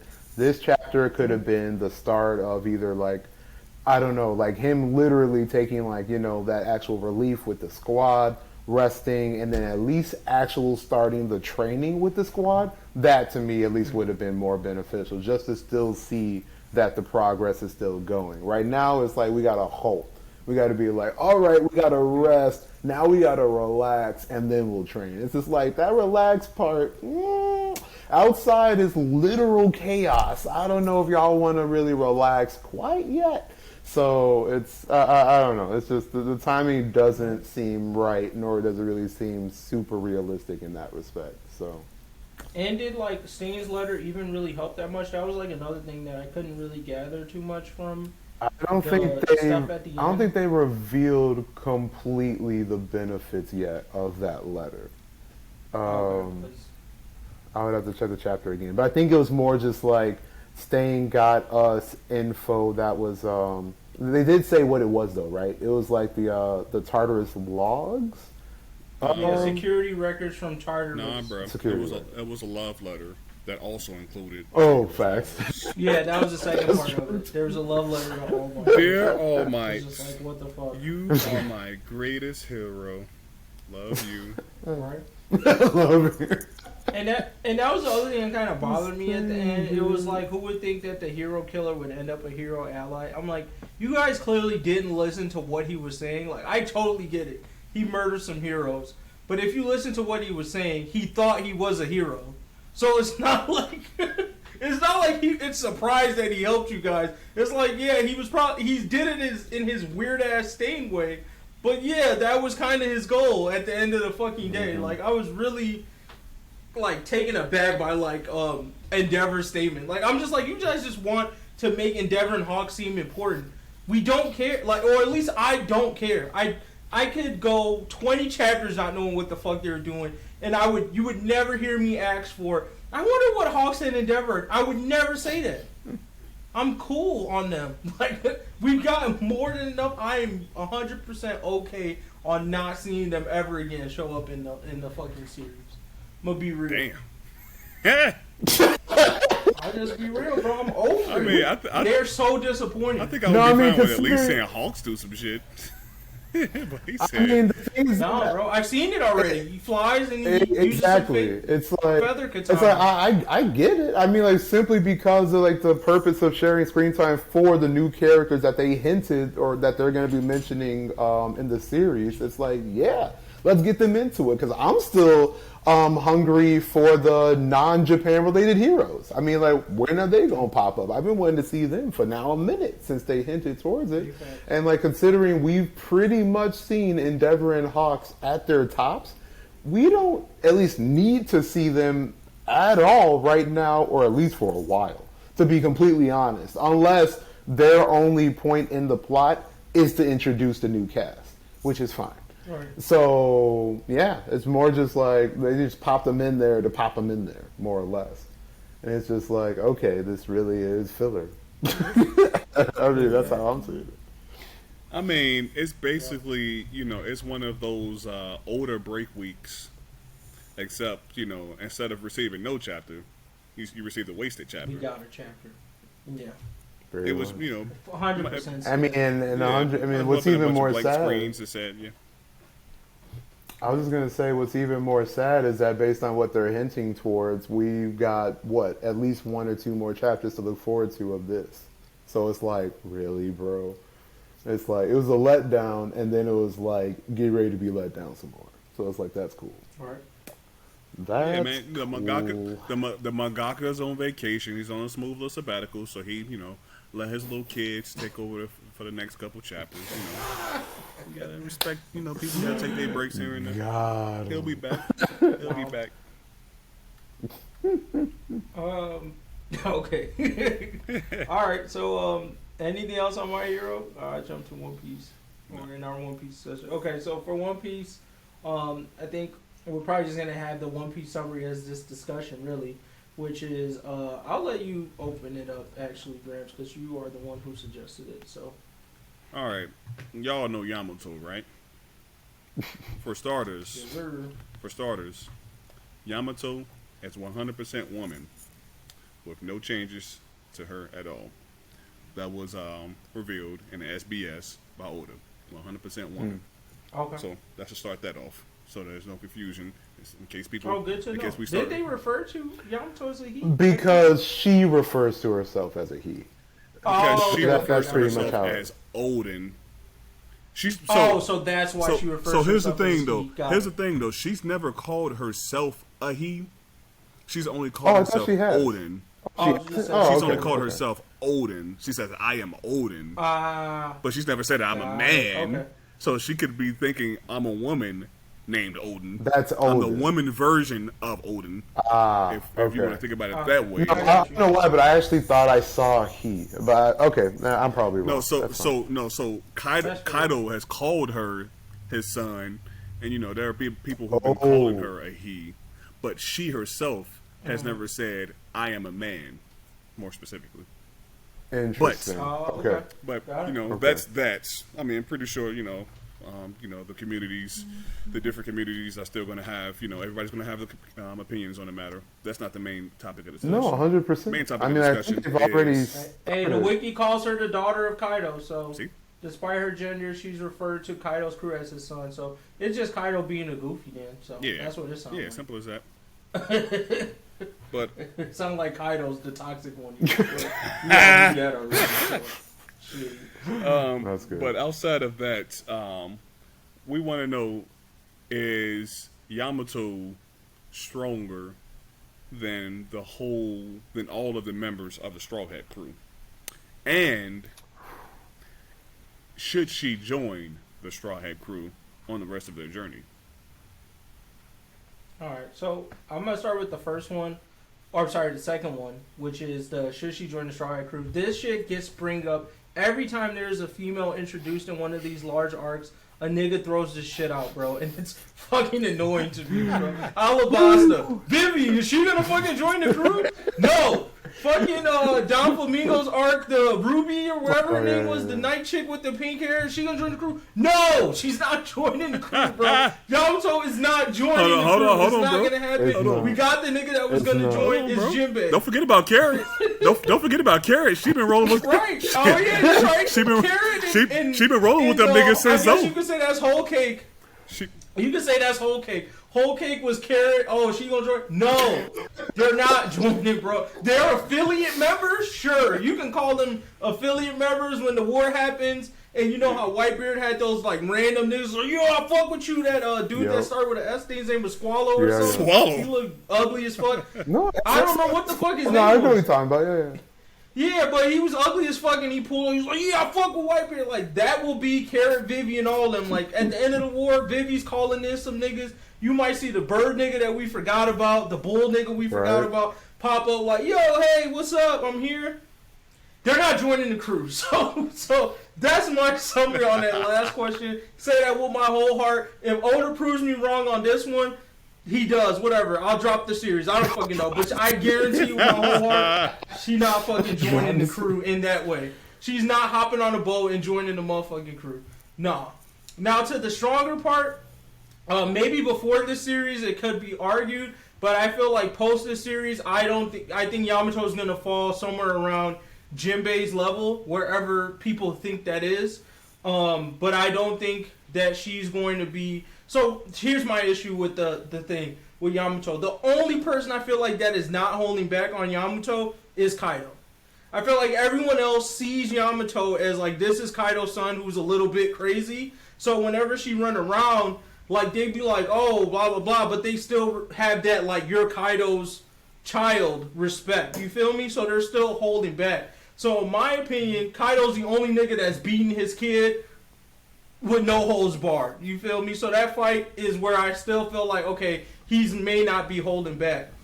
The other question I have that's bigger is just I don't understand enough about ogres as a race to give you like a base strength. Because I feel like fishmen, for example, like if you're a fisherman pirate, there's a certain level of base strength you just get because you're a fucking fisherman. Like, you're under fucking water, you have a certain level of strength, and then if you learn fisherman karate, you have that as an added factor, which just makes you base level stronger than the fodder. Same thing with the giants. The other thing with the ogres that I don't understand is if the bat thing is a Kaido thing or an ogre thing. It sounds like it's potentially an ogre thing, which, you know, just changes the game a little bit there. But like I said, I still think power-wise, probably would edge out a win against Jinbei, maybe. But I'm thinking she's somewhere Jinbei level. So Jinbei to me is going to be under the Monster Trio still, or in that party, after this arc. Right now, Jinbei is probably at their level or above, depending on who you bring up in the Monster Trio. But after, I see Sanji's going to catch a dub against Queen, and Zoro's going to catch a dub against King, and Luffy's going to catch a dub against Kaido. So we're going to get 3 new moves from them that I think is going to make the statement clear that they're at a different level. That's just how I feel about it. Right now, Yamato is probably they're all somewhere in the same ballpark. Afterwards, I think the lines are going to be drawn pretty distinctly. And I don't think, for sure right now, I don't think Yamato's stronger than Luffy. I'll put that out there. And I will argue Zoro's probably edging the dub out against her. I don't fuck with Sanji, so that's why I think he loses. But I'm just put that out there. That's where I stand. I mean, low key, I think I got a ditto just about everything MGG just spit out, though, to be real. Like, right now, like, the biggest talk is obviously because Yamato is holding her own against Kaido 1v1, right? So, at this, like, real point in moment, like, if we literally said, all right, let's rate, you know, the Straw Hat crew, throw in Yamato, based on what MGG just said, yeah. Like, I can see Homegirl being, like, just under Luffy. Probably beating Zoro right now, if I'm being real and being honest. At least based on my own opinion. But, as soon as Homie beats out King, it's going to be like, aight. Yeah, I think that line needs to be drawn where Yamato is, like, under Luffy, who's about to beat Kaido, and then straight up Zoro, because he's got to be the second in command.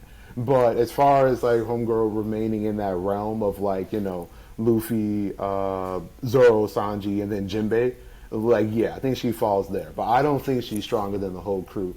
And more support to that is, like, low-key kind of, like, subconscious-wise, but, yeah, I mean, Luffy isn't going to get a new member who's stronger than himself, period. Mm-hmm. So, I mean, like, on that lines, by people even thinking that Yamato's going to join the crew, even if Yamato joins the crew, then the series itself would be admitting that Yamato is at the bare minimum weaker than Luffy. Just to kind of put that in perspective a little bit. As far as her joining the crew, I completely agree with MGG as far as his points. It ain't happening. What's going to likely happen is that Momonosuke is going to be Shogun and Yamato be like pretty much the right hand. Because that would at least make sense as far as supporting the whole I mean, not exactly like guilt trip that she would feel. I mean, I forgot like her emotional feelings towards that matter, but it'd pretty much be like her recompense because of being the daughter of Kaido, who caused the downfall of the nation that she fell in love with the samurai, etc. This would be her pretty much giving back in a sense. Plus, it'll just feel right because she would feel like, you know, a samurai in that sense too. So I think Homegirl's gonna stay back.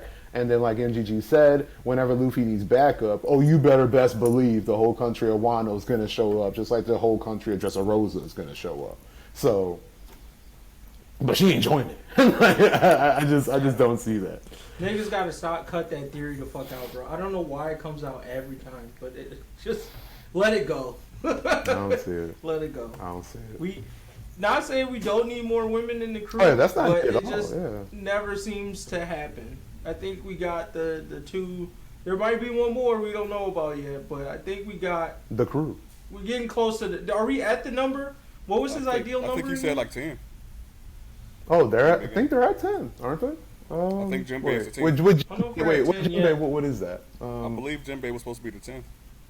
Yeah, and that makes Oh, sense. is he? Because, I mean, if you think about it, like, if Yamato joins now, because, like, I was mentioning before, but in my opinion, Jinbei is, like, just recently. No, wait, Hey, what's sorry. up? Before you What's finish, up? I gotta call this bullshit out. What? So, anyways, I'm looking at the One Piece wiki for the Straw Hat Pirates, bro. Vivi is on there listed as a pirate. Vivi is listed as one of the pirates. Word. Yeah, niggas have been saying that a I don't lot, know. that she's part of the crew. No. From a distance. Yeah. Because I think Yo. supposedly Luffy said that you're part of my crew, but we're going to come back for you after a long ass Yeah. 3-year. Well, I mean, I can understand that move from a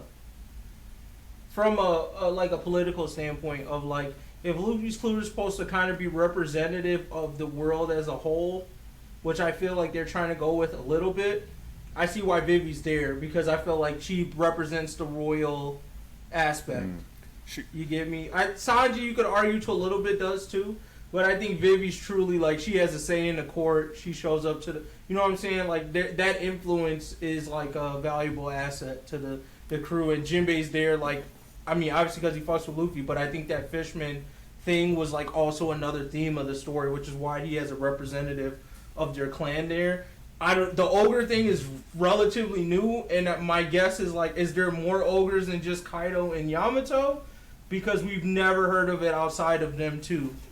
You get me? Like, or do they live like similar to the Skypiea niggas where it's like a mythos around them? They have a world, but it's not easily tied to the current world that we're in. Like maybe it's underground somewhere, or it's just like off in a place where it's really hard to get to. So there's just a mythos of this ogre group, but there you don't see many of them like the way you don't see many Skypieans because niggas don't think that really exists, even though it does. You know. I'm mad that you made it sound like Jinbei is the diversity hire. He sure is. They're all diversity hires, though. Frankie's the cyborg nigga. You gotta have somebody representing the robots. You feel me? Usopp is. I don't know who he represents. The poor niggas, the regular niggas. I don't know. I feel like Zoro samurai swordsmanship shit, right? Like that's his investment. Nami, who knows? Rich bitch. You just need it. Nico, we already know why she's there. She's there for the historical underbacking of everything, right? Like she kind of understands that story a little bit, and she's gonna help us understand the bigger legends behind everything. That's why she's there. Chopper would be the one I would have argued would have represented the mink race, but he's not really a mink, so that's unfortunate. He's an animal, so he's the diversity hire in that sense. He's representing the animals, right. And you gotta have a dead nigga on there. Who's gonna represent the ghost? A dead nigga. I'm done. Brooke is dead, bro. You gotta have somebody represent the ghost. They said put that nigga Brooke on the dollar bill. Dead presidents. Hey, bro, you gotta have a representative of the ghost because you never know what the spirits is telling you. Damn. Wow. So, You never know what the spirits is telling you. So you saying that niggas gotta be making sure that they be careful about dead niggas now, huh? 100%. You gotta be. Every time we go somewhere, we get a flashback about some dead niggas doing some shit. So clearly, wow, there's a history there, bro. Wow. All right, well, soul magic. Yeah. Okay. Yep, look out for the dead nigga community. They gonna be on Facebook, making sure people ain't talking shit about dead folks. Make sure y'all watch what y'all say.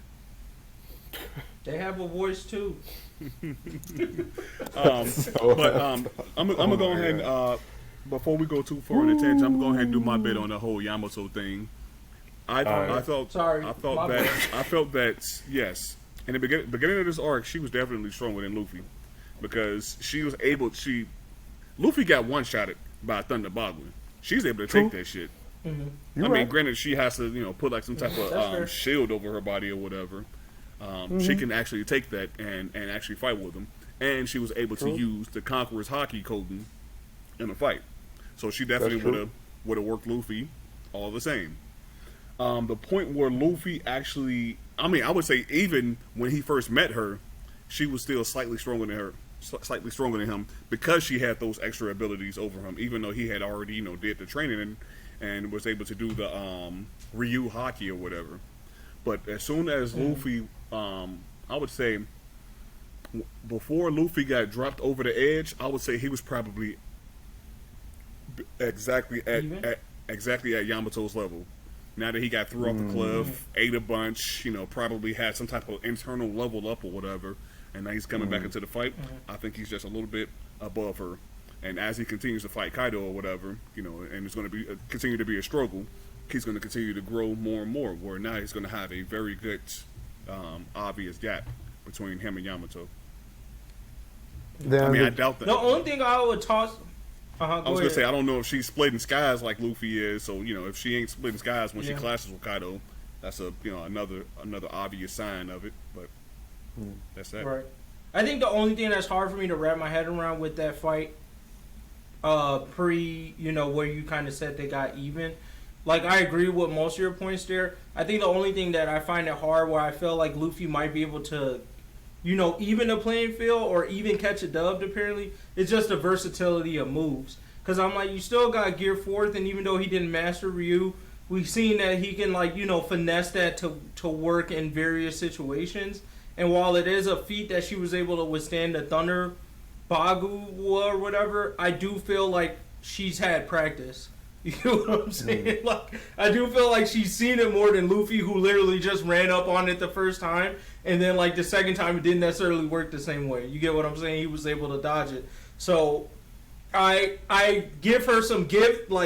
I get what you're saying there, but I also don't necessarily weight it as heavily because I feel like you did grow up around this nigga. He taught you to move. I'm sure you were able to figure out a level of defense to it that Luffy just wasn't because it was the first time he fucking saw that move. You get me?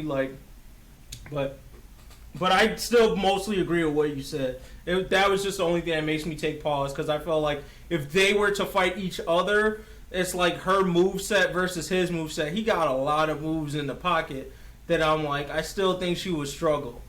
She might be able to edge out the win for sure, but I don't think it would be easy. If that and I'm not saying you were saying it was easy. I'm just thinking in my head. Now, as far as her being stronger than Zoro and Sanji, I'm right there with Jugga. I think she's stronger than Zoro and Sanji. I'm struggling trying to imagine how they'll become more powerful than her by simply fighting commanders, though. That's my issue. Yeah, I can expect that they're going to get stronger by fighting the commanders, but do we know if those commanders would have been able to hang with Kaido? That's my issue. But do you know if those commanders would hang with Yamato? So you feel like Yamato would beat King and Queen right now? Yeah, I do. 1v1. Interesting. I don't have a counter argument. I don't see it that way, but I don't think I have I don't have the evidence to argue it. So I can't refute your claim, but I don't see it that way, I guess is what I'll say. I feel like they would, if she won, it's because they were going easy on her because she's Kaido's child. I mean, none of them actually fought against her, per se. I just don't think... Right, because she's Kaido's child. My thing is, I just don't think that they would have been able to hang like she could with Kaido. I'm basing it all on her fight against Kaido, literally. Well, I think that Kaido has such a huge gap. I mean, if you look at all of the huge gaps between all of the Yonko and their next in line or whatever, Big Mom and Katakuri, huge gap between them. Kaido and King, I would expect that there's a huge gap between them. And with me seeing how much Yamato is able to, at the very least, hang a bit and go blow for blow, kind of matching that Conqueror's holding covering coating on their attacks or whatever, I'm like, she has to be a little bit, at the very least, a little bit over that first in command. Here's my hesitation with what you're saying, and I don't want to ride too much on this point because it doesn't have that much merit to it, but I keep going back to the emotional relationship Yamato has with all these people, and while I do feel like Kaido isn't necessarily holding back, I do feel like the interactions between Yamato versus Kaido and Luffy versus Kaido both times are very different in terms of Kaido's mentality. Kaido's like, he obviously, because Yamato has lived this long saying this shit, even though Kaido's a dick of a father, she's still alive. You feel what I'm saying? Like, there is a level of sympathy there.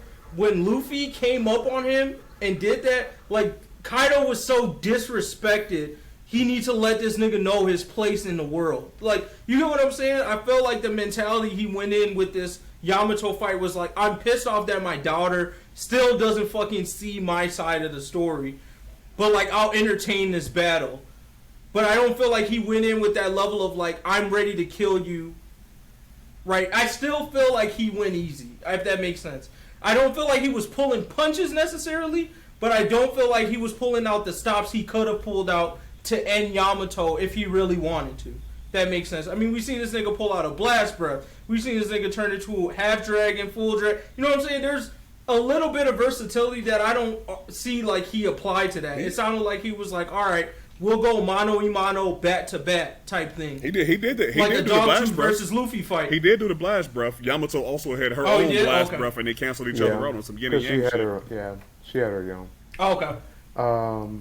So, yeah. I don't know. It's tough. Yeah. I mean, that's a lot of speculation. I hear all your points, Gramps. I think they're valid. There's a lot of speculation. Yeah, I hear your points. Yeah. I don't know. I mean, I definitely think you got some valid points. Like, I could see it going either way. My mind is just set on the whole, she's still this nigga's kid, and it seems like the way I feel like her story was positioned, while even though Kaido was a dick to her, it was still like you're the princess of the kingdom.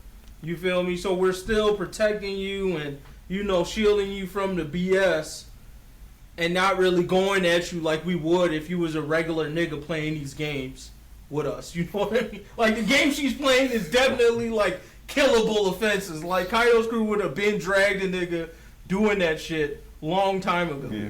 You feel me? Man, that's a tough call. If anything, man. And as that second question, I don't see her becoming a Straw Hats, but I could see her temporarily riding with the boys, just like how Odin rolled with the boys back on Roger's crew. He wasn't an official pirate mate of Roger because he was still part of Whitebeard's crew. He was just interning on Roger's crew essentially. But considering that she considers herself Odin all the way down to the core, and if they're trying to keep a parallel between Roger and Luffy, I can see her joining as Odin in that case. I just don't see any purpose for her being on there. There's no use. That's nothing that she can do to help out, just like the way Odin did, because he was actually able to read the poneglyphs. We already have Robin in that case, so I don't see any purpose for her being in the crew in that sense. Ogres, and my only thing would be is if ogres are related to the bigger story somehow. That's it. We don't know enough about them at all, and like even Oda's like the way he sold the whole Kaido thing, strongest creature, all this other stuff. Some of the stuff Kaido seasoning in their fight about like ogres and how they're kind of perceived. I feel like maybe there's a connection that we're missing. That would be the only thing that they explore, and I'm kind of mad that it's not getting explored. That was one of my gripes. Like if we were to talk about our thoughts on the arc. Of me is like, okay, this whole thing was to build up to he's a creature, right? But the dragon thing is still just the fruit, not him. The creature standpoint is coming from the fact that he's an ogre. And we're not, like, I mean, I feel like I've gotten more information on the niggas with two joints, the double arm niggas and the double leg niggas, than I have about Kaido being a fucking ogre. You feel me? Like, and that's a little disappointing to me, because I'm just like, all right, you're a Yonko, one of the biggest niggas in here. Like, I need a Kaido, like, of all the flashbacks I've cared to see, I really want to see how this ogre nigga said, oh, hey, I'm going to be a pirate, and then became a successful pirate, and, had a kid with, what, a human? Is Yamato an ogre hybrid, or, like, a full ogre? Like, did you find another ogre to fuck? Like, how does this thing work? I don't know. But I guarantee you won't get the answers to that. Tells me that nigga did some Demon Slayer shit. Right? It's just not, it's not, I need more development there for sure. Because I'm just like, I hate that Oda built such a massive world of different races, and then like doesn't really take. He does it with most of them, but in this case, it's a sign of him not taking the time to develop them, and that's a little disappointing to me. Mm-hmm. That's all. I need the info on the ogres because the Zoan fruits have fallen flat to me at this point. I think we're officially like. I mean, I'm sure we're gonna see some from Queen, some from King, but to me, they more or less fallen flat. Mm. So now it's this ogre thing that's left as far as world building goes for me. I mean, he's not the only race that we don't know much about. We don't know about Lunarians. That's King's race. What? King. Oh, like King, like Kaido King, the wildfire. Kaido King. Oh, yeah, but I mean, like he said King who? You know, all that shit. I wasn't thinking about it, but yeah. He said fuck that. Because nigga. when you said King, my mind went to Tekken. So I'm like, King, what? Oh, I didn't know I forgot about the whole Lunarian call out, but I'm still like, I give you that, but that's rarely new. You know, that's just as new as the ogre thing. Uh-huh. I'm talking about like older races that we've known for a while that haven't been talked about. What about the three-eyed tribe? Old Puddin's race. We don't know about that. Oh, that shit? I guess that's a fair call out. But I mean, it's also through the lens of Puddin, so I didn't expect much development there in general. But I mean, it is what considering it is. that they're supposed to have some type of crazy power to be able to read the poneglyphs, that's something that people should know about. Damn, I forgot about that. Yeah, I mean, I can see, but when you say that, then to me, if that's a statement, my thought goes to, okay, we're not going to know about them now, but we will know about them later. To me, this ogre thing has not been tied to any bigger pieces in the story. The Lunarian thing has. So to me, I know that this will constantly keep coming up. The ogre thing hasn't. The ogre thing was solely centered around what is Kaido. Now we know that. Like, is this where it drops? Or are we going to tie this to a bigger piece in the story, which I think will come back from a flashback, which I'm hopefully expecting because that's what Oda does, is there's flashbacks all around. Big Mom got a flashback, so I'm expecting one from Kaido, and I'm hoping that ties it into something that, you know, a bigger piece in the world to where this makes more sense. Well, supposedly there are theories that Kaido's race is derived from the ancient giants. Because those niggas were way larger than the current giants we have right now. Oh, like a Oars? And like Oars? You can see, yeah, like Oars. Or nigga Shima. It's literally a giant skull with horns. That's true. That's fair. Like there's the theories that those niggas used to be out here running the world or whatever. And and let's not forget that the very first. So, depending on translation, you can hear ogre, you can hear oni. I prefer oni.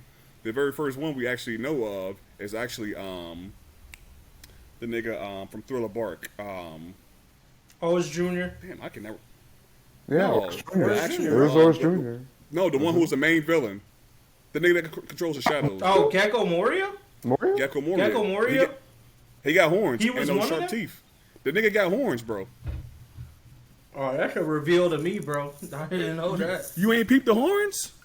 No, I mean, I peeped that, but like, I didn't know that that's what they were going with the whole Gecko Moria thing. Huh? I mean, That's I different. think about that either. I mean, I could be wrong about it, but Wait, so long story short, you're saying that Moria is the same race as Yamato and Kaido? I think he's the same race. He got issues with what? Do we got issues with Whitebeard or Kaido? You know how each of the Shichibukai, well, not each of them, but a good chunk of them had an issue with the Yonko. Like, Crocodiles was Whitebeard. Gecko Moria's got called out. Was it Kaido? Kaido destroyed his whole crew, I believe? Yeah, or was it Whitebeard? Kaido killed his whole crew. Killed his whole crew. He had beef with him. Got you. So he wanted to figure out a way to revive his whole crew to run up on Kaido and kill that nigga. But obviously, we know that was never going to happen. Yeah. No, I mean, he is cranking it with Blackbeard right now, so you know he's still scheming. So you got an ex-blood type. Never heard of that. Unless the nigga just got killed by Blackbeard. I feel like we would have saw that, though, don't you think? I don't know. They killed that nigga Absalom. And Facts. His ride or die. His ride or die. But at the same time, I would have been mad petty though, like to pretty much, because like I mean, I thought we originally thought that Moria got bodied by Doflamingo anyway. So I mean, I was personally surprised he was alive in the first place. So for him in my head to be coming back, oh peekaboo, I'm still alive, run up on Blackbeard, and then he actually gets bodied then, and be like, wow. So I don't know. I feel like he's just scheming with Blackbeard because they both scheming mother effers. So. Mm-hmm. Yeah, you got a point. But that's interesting. Okay. Yeah, definitely some new info for me, but like you said, I'm interested to see where they're gonna go with that. I'm just trying to see if they have any call outs on the wiki yet for ogres. No. Look up. Maybe look up Onis. Yeah, I looked up Oni on Gecko Moria stuff. They didn't call it out. They said he's just inspired by a Oni. Let me see. Oni here. If they have an extra page for it. Hey, I'm calling him Oni. Because he definitely ain't human. I agree. I mean, it seems like that's where they're going with it. It's just a matter of like, yeah, there's no back stuff yet, I guess. There's no super details on the race yet. But find out when the time comes, I guess. Big facts. Anything else on One Piece? Nope. Alright, time to close this out with MVPs and Goofies. Who wants to start? I can start since I ain't got no MVP. Wolves. My Goofy. We are already on the topic anyway. My Goofy is Kaido. Wolves. Because my nigga, you a Yonko, first of all. Second of all, you got this humongous crew of niggas where you got essentially what's less than a quarter of the amount of people of your guys running up on you at your party, talking about we finna come and take this bitch. And they come and turn the tables on you. And then you let the main guy live multiple times just so he can come back stronger each time. My guy. That's what Big Mom did. Goofy. Hit the back of the line, sir. Because you definitely should have killed. You should have killed that nigga Luffy the first time you saw him. From the jump. Talking about. He should still go in front of Big Mom. I want to destroy his wheels so he can work for me. No, my guy. When you saw that nigga come back the second time trying to throw hands with you, you should have been like, all right, I'm tired of playing around with these kids because they keep trying to run up on me. I ain't torture him enough, so I'm finna kill him. That's what you should have did, but you were Goofy. And then after you would have killed him, you would have ran through everybody else and did work. But now you over here fighting him again because you were Goofy, and you finna lose. So that's that. That's facts. That shit is wild. That's facts though. I agree with you though. I'm just saying that of all the Yonkos so far, Whitebeard was Luffy's friends, which was smart, I guess, or not Luffy's friend. I don't really know how to put it. But Big Mom made the same fucking mistake. That's all I'm going to call out. Because I remember being that angry when that bitch had him sitting in the jail cell and was like, I'm not killing him. I said, kill him. Why are you sparing this nigga? Exactly. Like, kill him. Like, what are you talking about? Like, he talked shit over the phone to her face. He was like, fuck you, bitch, I'm going to fucking kill you. And she was like, okay. And I was like, bitch, you should have went there and jawed him and murdered him. But no, you let him get... Yes, because anybody else, she would have killed them, right? Like, taking her food, that's a killable offense. Right. Like, that was crazy. Anyways. To me, at least Kaido was operating off what worked with the other two, because he did that to Basil and Kid. It didn't necessarily work on Kid, but he had that nigga locked up in the jail cell, for a couple of months. You feel me? And the other one it worked on, he got him to switch sides. So for me, I feel like he was operating on what worked. The only thing that will put him behind the line to me is that Big Mom definitely should have told his ass, like, kill this nigga, like kill him. Yep. Like, I know he can't beat me, but he definitely, like, fucked my shit up. Like, you should kill him. Like, as soon as you get the chance. Well, and he did that. He tried. It's just Luffy bounced back from that first shot. I mean, the thing is, Big Mom said that she was going to be the one to kill his ass, but she was over there bullshitting. Also, facts. Two Yonko versus... losing her fucking memory and shit like a goofy. Now, that was some goofy-ish. Yeah, I'm gonna fight for y'all. Okay, Big Mom, what the fuck? Yo, all I'm saying is, Luffy really flipped the script on all these niggas. I agree with you, man. Fuck Kaido, but he's not my Goofy. That's facts. Oh, Uh, you want? Yeah, sure. I'll toss my Goofy out. My Goofy's gotta go. I have not finished part 2 of season 2, but it's going to Clayman from motherfucking the time I got reincarnated as a slime. The fact that this nigga tried Rimaru was his biggest folly. I know it happened since, like, technically this plot has been played since the season 1 of the show, but I just have to say now, looking at Veldora, who was gonna get my MVP, but anyways, looking at Veldora, fucking Diablo, all these gold niggas that he's had, and I've spoiled myself a little bit to see just how powerful some of these people can get, and the amount of like unique skills of the people in his team. Like Shuna has a skill where she cooks shitty things, but because her skill is that I'm a master chef, it tastes amazing. Like that's the type of niggas you're dealing with, whose abilities are literally breaking the fabric of reality. And you wanted to fuck with that nigga for whatever reason. Like, yeah, you're a Goofy, bro. He's going to take you down bad. I don't know if it happens in season 2. I don't know if it's going to happen in season 3. But Clayman, when that nigga Rimaru pull up, it's going to be worse than Fall Move. That's all I'm going to say, bro. Y'all about to get jogged. So, MVP for me has to go to Veldora. Just a few episodes of Slime that I've been watching. Veldora is still it's so nice to see him be Veldora outside now. Real. Instead of just those journal shits at the end. It's hilarious to see him show up and interact and to see how actually feared he is. Because I don't think we got that whole time. Like the first season, they talked about Veldora and how big of a power vacuum he created. But, like, it was never really talked about how scared of this nigga people actually were. But knowing that he got reincarnated and seeing how, like, the Dwarf King is acting, I guess Elf King is acting, it's absolutely hilarious just to see that, like, oh, Veldora really was not that nigga to play with. Like, at all. And I just like his commentary because he literally operates that way. He just shows up and he's like, yeah, I really don't care. Bro.